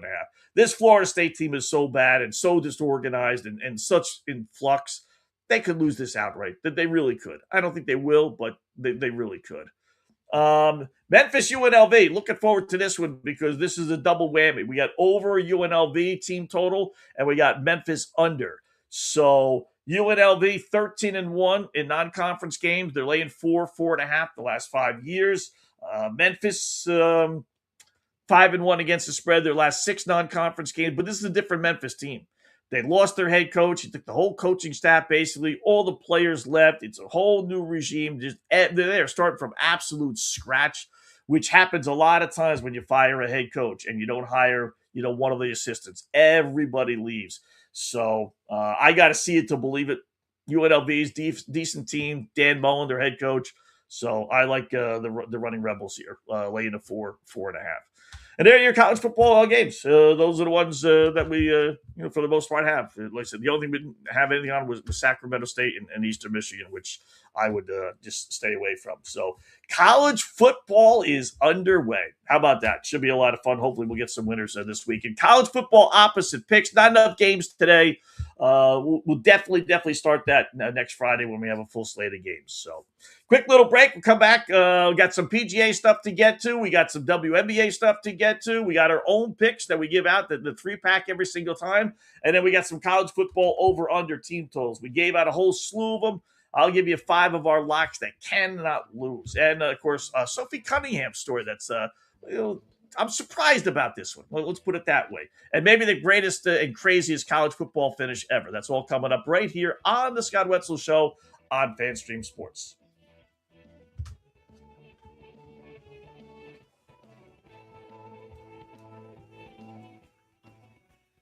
Hi, golfers. IndyCar Tim here. I want to talk to you a little bit about Golf Central Magazine. It's not just a golf magazine. It's the magazine for everything. Turf, travel, philanthropy, and lifestyle. Head over to golfcentralmag.com and check out the latest issue. Some of the regular features in Golf Central Magazine: the Golf Bachelorette of the Month, the Golf Bachelor of the Month, the Golf Cart Girl of the Month, Golf History, Grip It and Sip It. So head over to golfcentralmag.com. It's free. It's the magazine for everything: turf, travel, philanthropy, and lifestyle. Golf Central Magazine at golfcentralmag.com. We'll see you there.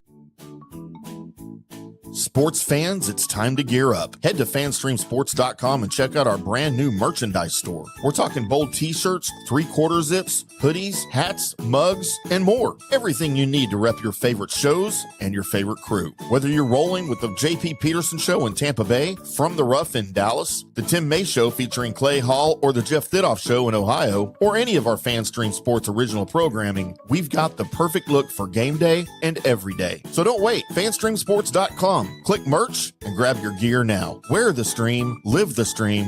fanstreamsports.com. Hey folks, let me tell you about Bay Area Modern Medical Center, a very different kind of approach to primary care. Personalized preventative medicine, not a one-pill-fits-all mentality. Christopher Lugo and his experienced medical staff are proactive in looking at issues before they become a problem, encouraging a healthy lifestyle with proper diet, supplements, and exercise to optimize your active lifestyle. Rather than the impersonal, rushed approach, you will be the only patient and will have our full attention. That's new. Getting old is inevitable, but feeling and looking old is avoidable. Bay Area Modern Medical Centers are experts in anti-aging regenerative medicine that optimizes your body's performance in many areas. So call for an appointment to get started on a journey back to full health and a happy life with a new, modern way of healthcare. Call 844-977-3477 or go to BAMMC.com. That's 844-977-3477 or BAMMC.com. Today's show is brought to you by Tom's Town, a premier craft distillery based in Kansas City, Missouri. Discover their award-winning lineup, including double oaked bourbon, botanical gin, and double grain vodka, named the best craft vodka by the readers of USA Today. Available for online delivery in 40 states. Visit toms-town.com or their Kansas City distillery to explore more. Elevate your game with Tom's Town, where history meets innovation. Please enjoy responsibly. Orion Golf Management Solutions. Orion Management Solutions has tailored its service packages just like it tailors its approach to customers. Some owners need more supervision, while others need periodic assessment of their short-term and long-term strategies and programs. Orion can be called in to develop a business plan with the existing staff, or we can assist with the daily management of a facility or event. Either way, we make sure the client is satisfied and understands the direction the facility needs to go in order to achieve the owner's goals. Orion Management Solutions can help with owner assistance service solutions, daily course management, business plan development, monthly operations, or as-needed consulting services. Whatever your need, Orion Golf Management Solutions can help. Check out oriongolf.com. Let's go! Right now, back to the show on FanStream Sports.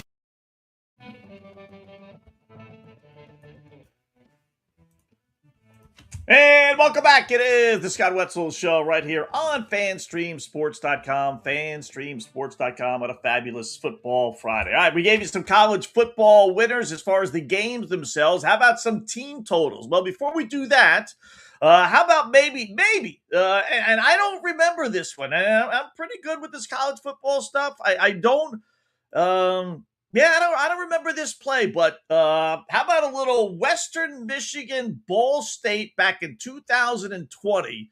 Ball State leading at 30-27. Western Michigan trying one of those razzle-dazzle. Back to Ellaby, the quarterback. Here's Moore. A lot of laterals near midfield. It winds up with French. Back to Ellaby. They're going backwards. Are you counting? 5. Moore, another lateral. Someone just wants to be open here. Ellaby. This is going to wind up being a safety. 8. Jalen Hall spins, gets rid of it to Jefferson. 10.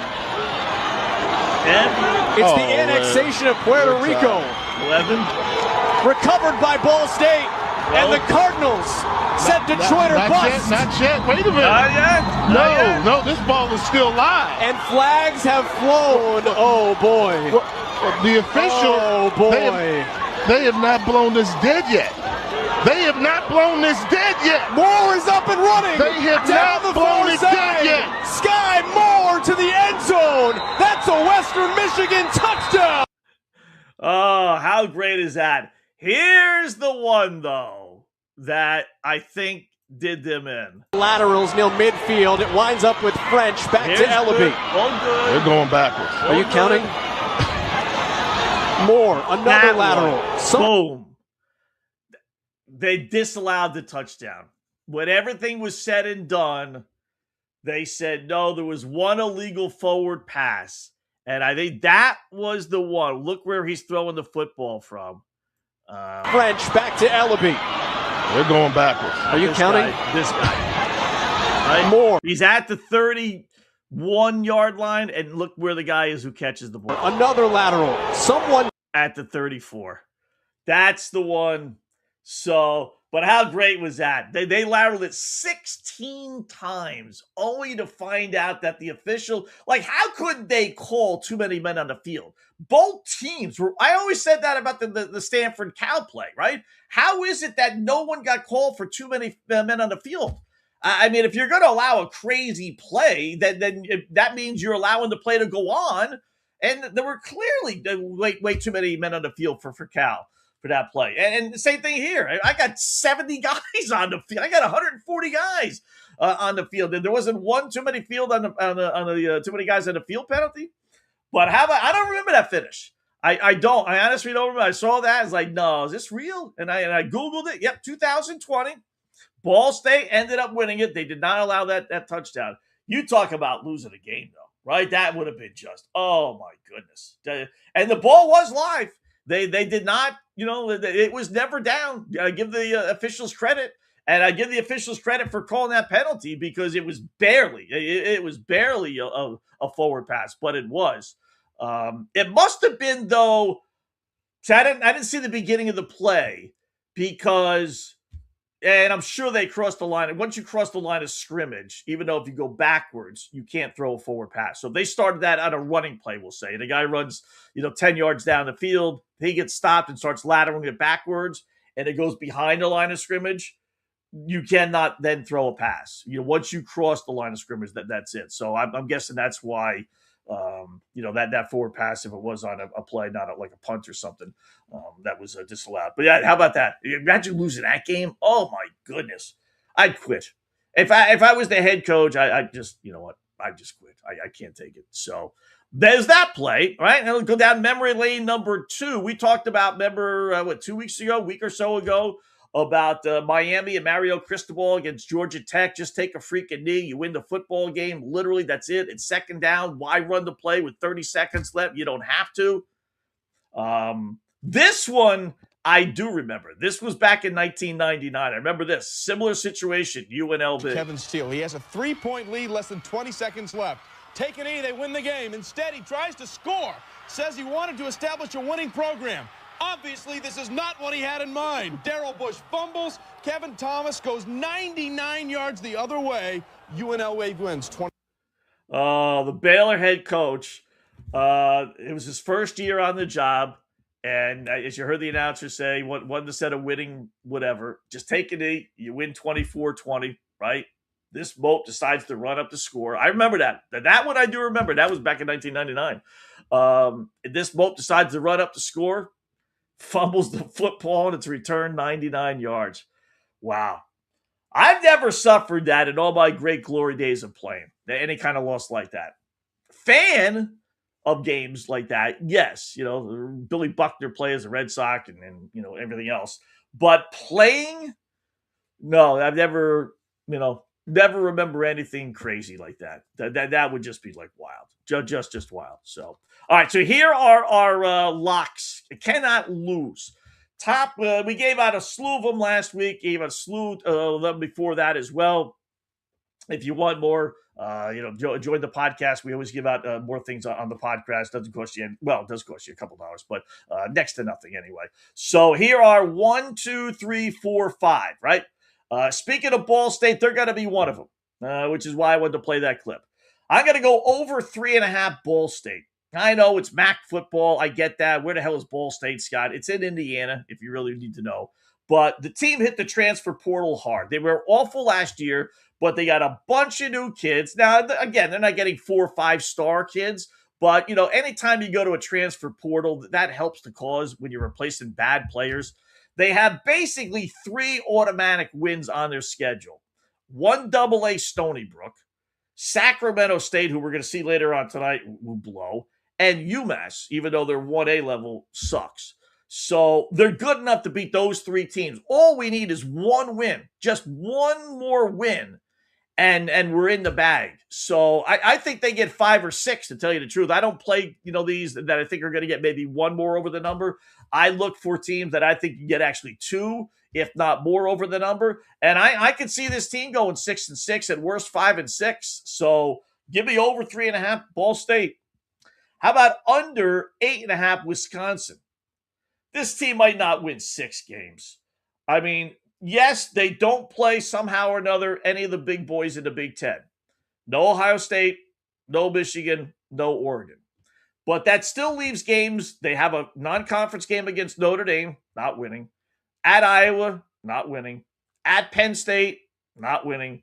USC, not winning. And at UCLA, probably not winning.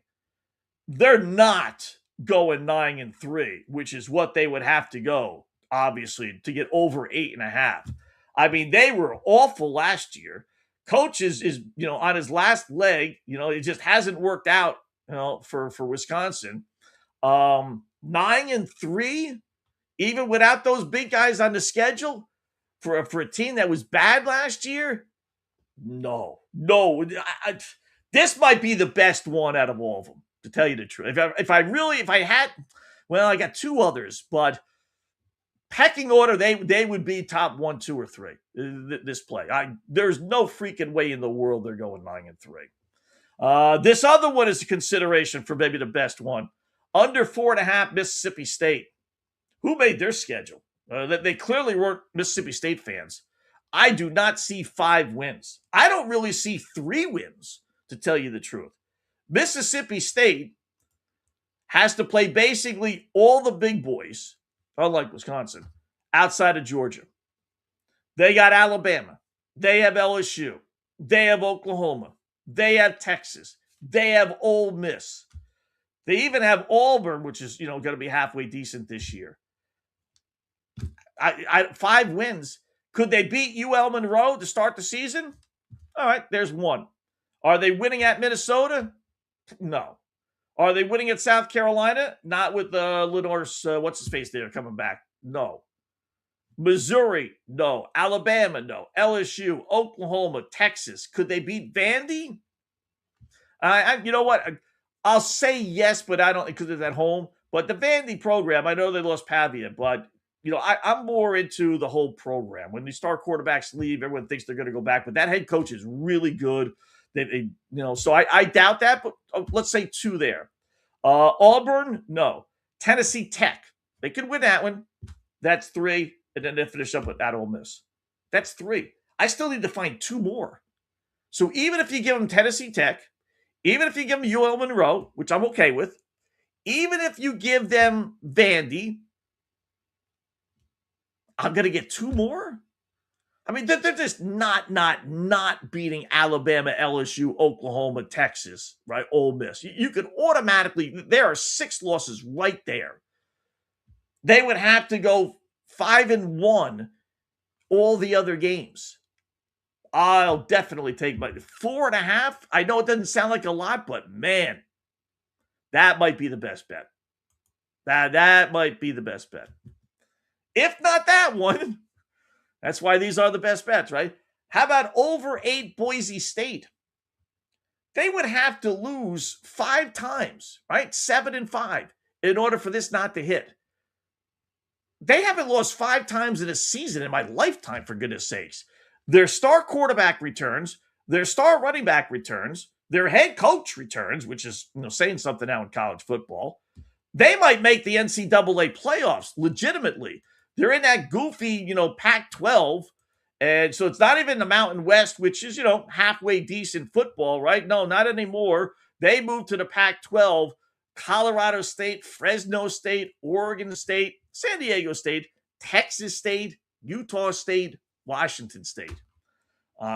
There's not a whole lot there to get in Boise State's way to think that they're going to lose again 5 times. I don't view it, which may be smart, maybe it's not. I don't view this as what do I need to win the bet. I view these over-under as what needs to happen for me to lose the bet. So could they go 8-4? Yes. So you could be saying, Scott, are they going to go 9-3? That's what I would need to win this bet. Maybe, maybe not.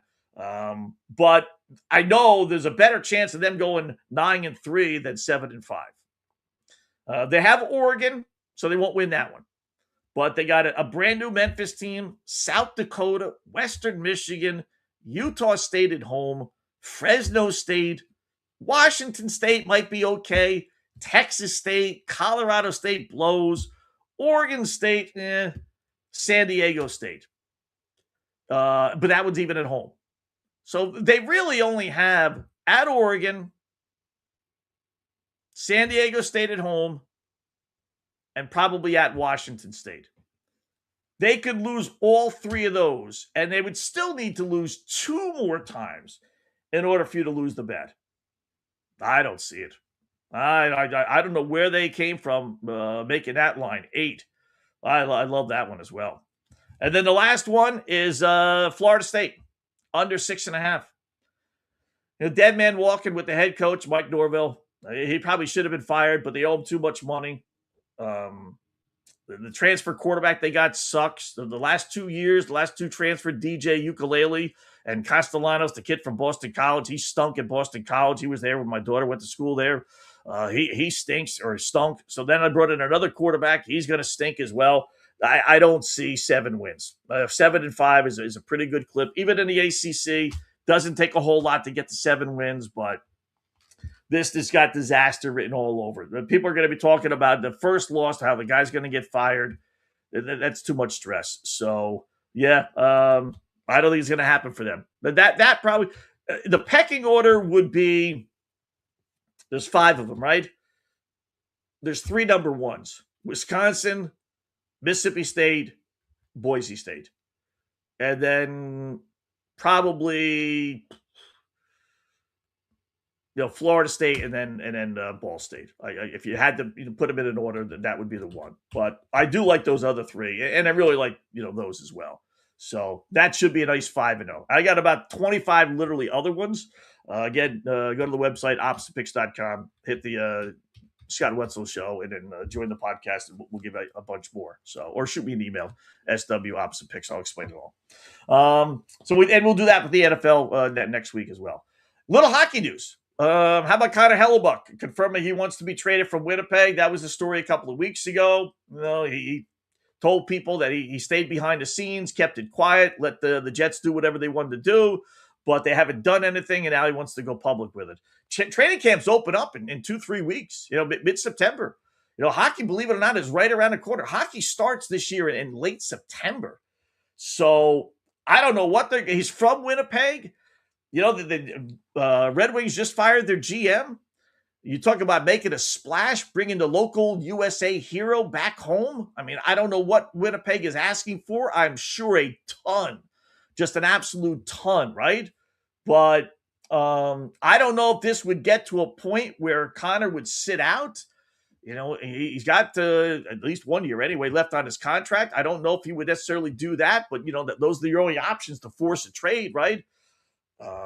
Boy, they can really ask for a ton, though. If he gave them 5, 6, 7, 8, 9, whatever, 10 teams, except the fact he wants to be moved.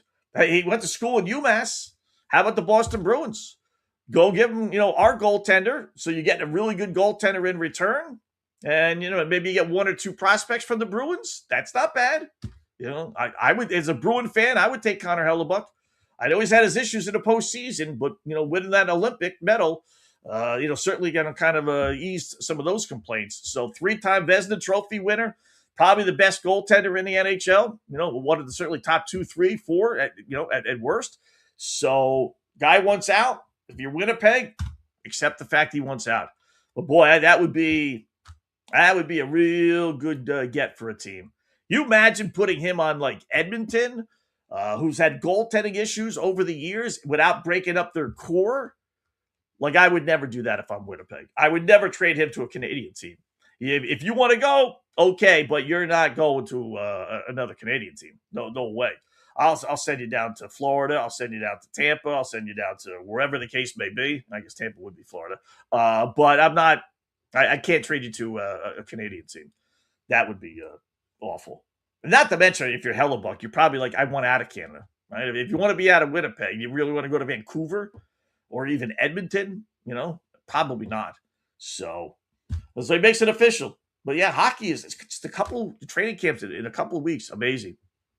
Man, these seasons are so freaking long. So long.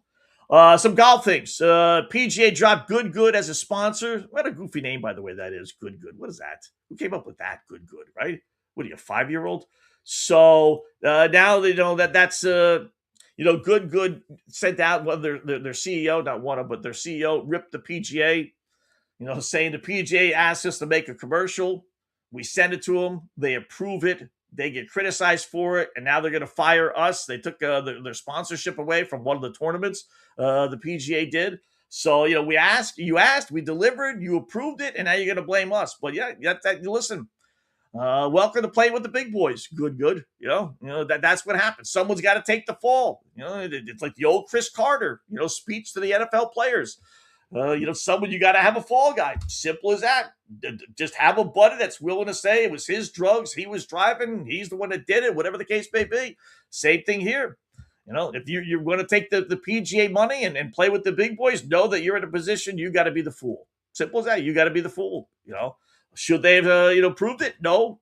It's really not that big a deal. It's amazing. This is still going on a couple of days later on the internet and people talking about it. It's like, someone got knocked down. Big stinking deal. They were, on the internet. They were on Twitter. They're showing ESPN with their commercials. Knocking women down to the ground. They were showing. We told you yesterday about the Snickers commercial with Betty White getting knocked to the ground. There were a couple of. This stuff happens. It's really not. This world has gotten so woke and so anal. Man, it is just. It's nuts. It really is just. You can't do anything now, without people. It's really, like I said before, if you allow these people to have a say, then they'll run you over. If you just stand there, whether it's the PGA or Good, if they just stood up and said, listen, it's for fun, move on. This should, what the problem is? This should have come out like today. This way, if there was an issue, it would have been overshadowed by the golf. But unfortunately, it came out Monday when there's no golf Monday, no golf Tuesday, no golf Wednesday, and then golf Thursday, Friday, Saturday, Sunday. So there was nothing there to take away. If you're a golfer, this is what you were talking about for 3 days. If they released it Wednesday, then the FedEx Cup Championship starts, and then all right, no big deal, whatever. But it should have been a no big deal. Whatever. I'm telling you, you got to fight fire with fire. Learned that a long time ago. Make a stand. When you start backing down, that's when the snowball starts to roll. If you just said on Monday, come on, people, stop it. We were joking, right? And just moved on. It would have been over. But once you start giving that life by sending out apologies and statements, and this doesn't represent us and all that other crap you're asking for trouble. People are protesting. They don't even know what the hell they're protesting. I bet 90% of the people didn't even see the ad. As I told you on Monday or Tuesday, whenever we talked about it, right? The apology made it seem like, oh my God, what did they do? Behead somebody? And then you find out that the woman got knocked down in a bit, right? Stupid. All right, here's the latest for the WNBA. You always have an update. Good old Enos. I tell you what, Enos Kanter is making his money. He's reliving his 15 minutes of fame. Now he's challenging Megan Rapinoe. Get a load of this one. People who were trying to protect women, first of all, from who? Guys, from who? It's yourself. From men. And the facetiousness aside, what she's trying to say here is that we don't need your help, Enes Kanter Freedom. So, Megan Rapinoe, I'm speaking directly to you. Listen to this. After your washed-up career, you've been seeking attention, and I will give you that attention because I'm a nice guy. That's funny. I grew up playing soccer, right? And you are one of those female athletes that advocate in male playing in women's sports. And so here I am. I am offering you $5 million to any charity you want. If you beat me one-on-one in soccer, I promise you, any charity you want, I will be donating $5 million. And this is a promise. I'm going to name the place. I'm going to name the time, so you better show up. You were seeking attention, and here it is. Your old washed up career. How funny is that? Where was this? This guy is like Eli Manning. Eli Manning, when he was playing here in New York, personality zero. I mean, just zero. He could have owned this city, right? But he never really did. I don't really think he was ever that great, to tell you the truth, which is why he's still not in the Hall of Fame. Probably will get there. But personality zero, right? Yeah, the Big Apple right down the road. He's the quarterback of the number one franchise probably in all of sports, believe it or not.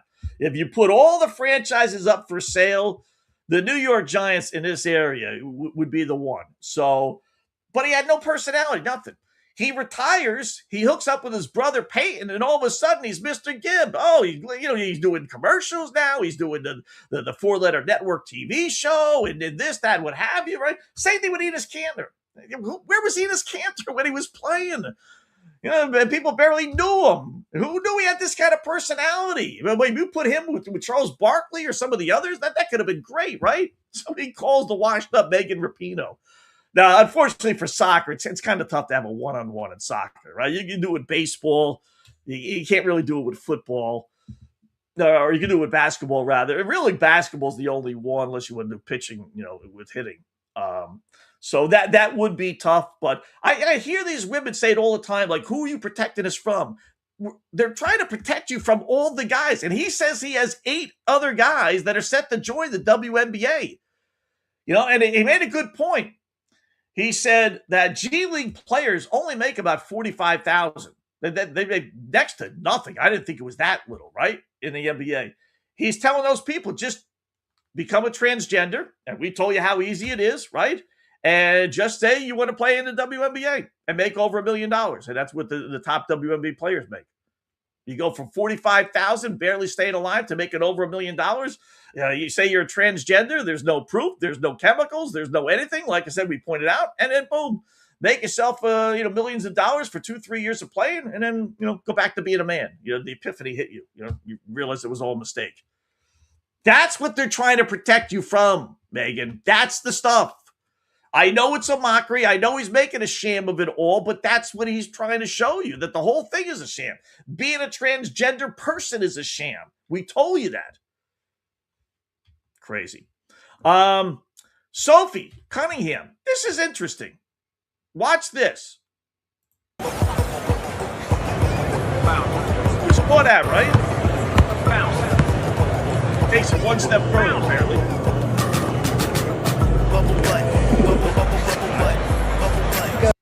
Casino for me, sweetie.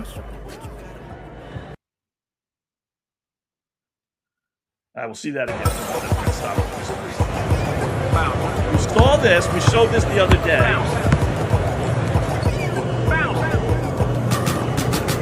Nothing wrong with that. Go to Bet Online and win $1 million in the casino for me, sweetie. All right. Nothing. What's the problem, Scott? No real problem. Is it real or is it AI, though? We saw the video yesterday, as a matter of fact. That's why we're always ahead of the game here. Of her walking towards the camera, pulling her pants down real quickly and seeing just her shorts, right? Not her bare ass like that. So, did she go one step further for Bet Online? I Googled it just to see, is this AI, right? So, as it turns out, she's not a sponsor of Bet Online. In fact, she sponsors Hard Rock Bet, another casino. So why are they doing her stuff? I don't know.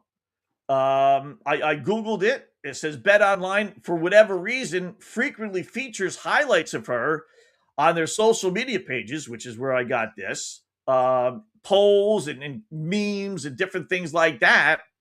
But she doesn't have an endorsement contract. And like I said, not only doesn't she have an endorsement contract with them, she's got it with another casino. So how are they not being sued if that's not legit? Which I don't think it would be. Like I said, I don't think she would be saying that. I don't doubt she would show her ass, but I don't think she would be suggesting people go to Bet Online when she's being sponsored by Hard Rock Bet, right? Kind of weird. Scott, that's 100% AI, by the way. It is, right? Yeah. So I somebody went in and took the clip of her that we showed yesterday, because you can see the chop in the video where they put it in, and then the rest of it's all AI. And yeah, Bet Online's done this with other celebrities and gotten in trouble for it in the past. They have to, right? Yeah. They can't do that. Not to mention they're showing her whole ass, even though it's probably not hers, but they're making it seem like it. And she's a sponsor of another casino. I mean, how in the world are they not getting in further trouble? Wow, that's kind of weird. So, by the way, she is an unrestricted free agent next season. I Googled it. She makes about $1 million in endorsements. She makes about $665,000 playing for the Fever, and she's going to be a free agent at the end of the season. Caitlin Clark's going to be a free agent after one more year. So, just curious, would a team sign up for her and know what she brings to the table? Is she going to be? And she's making $665,000. The way people show up for her and Caitlin Clark, she could probably triple that. I bet she would become the highest paid player, in the WNBA. That would really piss off the players. Ooh, those black women would really, they would be just beyond. If they knew she was making $500,000 more or $1 million more than them for showing a little booty, right? Oh my goodness. This league's not going to be, I'm telling you, this league is not going to be here. 2-3 years from now, not going to be here. When Caitlin Clark, if it's not gone by next year, when Caitlin Clark becomes a free agent after next season and gets $3-4 million, and that, if they didn't get pissed off with Sophie, they're really going to get pissed off with Clark. This has got craziness. Real quickly here, because I'm running out of time. I've been saying this all week, so I'm not surprised. The ACC joined the fray, right? That they became the latest conference to tell college football, basketball players that turn pro, you can't come back to college. But what I've been saying all week, a judge ruled that they can. So now another judge, after the ACC joined the Big 10, the Big 12, and the SEC, saying, nope, once you turn pro, you can't come back. And a Dallas judge yesterday signed an order that says, no, you can't say that. Wetzel's right. He's not right about a lot of things, but he's right about that. The courts have said these kids can come back. So you can make any dopey rule you want. You have to allow, whether it's the SEC or ACC or whatever, you have to allow these kids to come back because that's the law now. So, yeah, I didn't quite get why they thought they could because of the rules, like we've been saying. And now, and I told you yesterday, someone's going to take them to court, and lo and behold, somebody did. And now they got a bunch of players, a Cowboy player and 2 Kansas City players. 41 players listed as plaintiffs that want to come back now. So they're going to have to be let in. Simple as that. Real quick on our YouTube chat. Not too much today. Michael chimed in. Says he'd rather watch a preseason football game than a WNBA game. Yeah, I think most people would probably say that. If you put that in a poll, right? But then he was talking about the Dodgers, last year. And we were talking about all their issues and everything else. And yet they still won the World Series last year, Mike. Yeah, you're right. They did.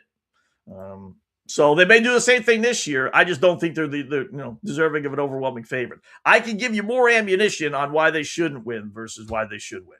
Let's put it that way. And we did that earlier today. So our 3-pack of winners, again, 2-1. Not a bad week. Not having any picks on Wednesday. I was gone.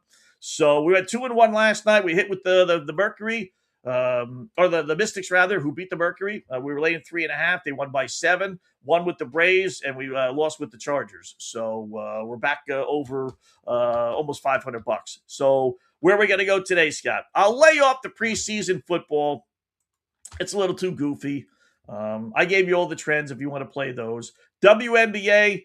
Got a bunch of big-time favorites today, so I'll lay off those. Indiana, 16.5-point favorite. Las Vegas, 13.5. Atlanta, 12.5. I'll tell you what, I'll give you one. We'll make this. We'll go against the Washington Mystics.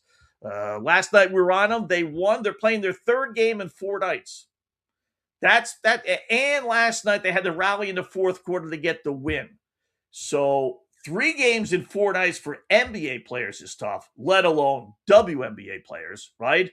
And now you're talking about, I love going against teams that had to rally late in games to win games, that they're mentally exhausted, physically exhausted. That's the case. I think the LA Sparks, who aren't any good, but I think the Sparks at least get the cover. Maybe not, maybe even win outright, but I'll take them plus the 5.5 against the Washington Mystics. Baseball, we'll give you 2 baseball ones here. I like the Dodgers tonight. I know everyone's going to be on them. Skubal is pitching for them. It's minus 180. It's not that bad of a price. Normally, I'd lay a 1.5, but they do win a ton of games by 1 runs. They're coming off getting swept by the Atlanta Braves. They got to be pissed off. Skubal's first game back in Detroit. Another situation where Dolphins will probably give Tua boos. Certainly the Tigers will give Skubal a standing ovation. I would be real surprised. I don't think they blame him. He didn't want out. They just didn't want to pay him. As simple as that. So I'd be shocked beyond belief. So I think he pitches inspired ball, and the Dodgers are due for a win. So I like the Dodgers minus the 180. And then the last one in baseball, I'll put the black cloud on the Stankies. Minus 150 against our Red Sox. The one guy who's not pitched well for Boston is on the hill tonight, Patrick Sandoval. He was on the DL for the longest time, came back. He's made, 3, maybe 4 starts. 1-2 ERA over 4.5. Not good. He's a left-handed pitcher too. Schlitter's on the hill for the Stankies, former Boston guy, not Red Sox, but grew up as a Red Sox fan in the Boston area. He's been terrific. So you're laying only $1.50. So Stankies minus 150, Dodgers minus 180, LA Sparks WNBA plus the 5.5. And you got all the college football plays. You got all the over-unders. And then the games themselves, they gave you some winners on that. And hopefully we get some winners this weekend. So with that said, I will leave you with – this is a good one. We outdid ourselves on this one.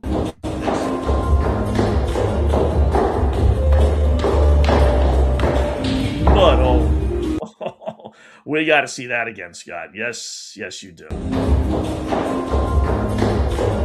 Holy fudge. One more time. Why not?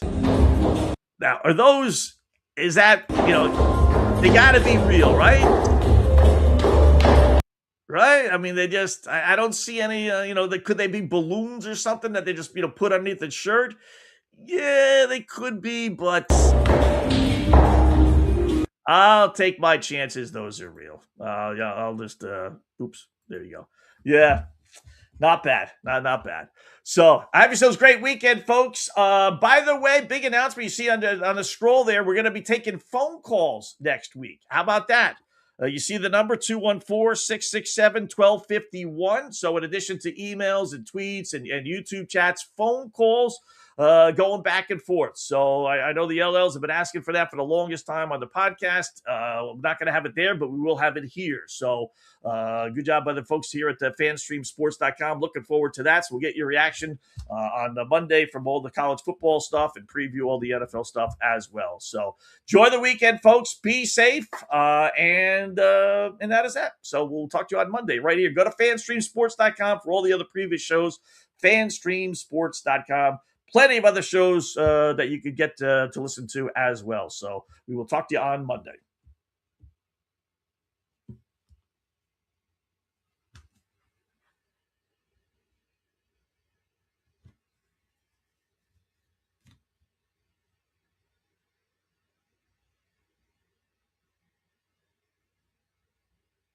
Yeah, I think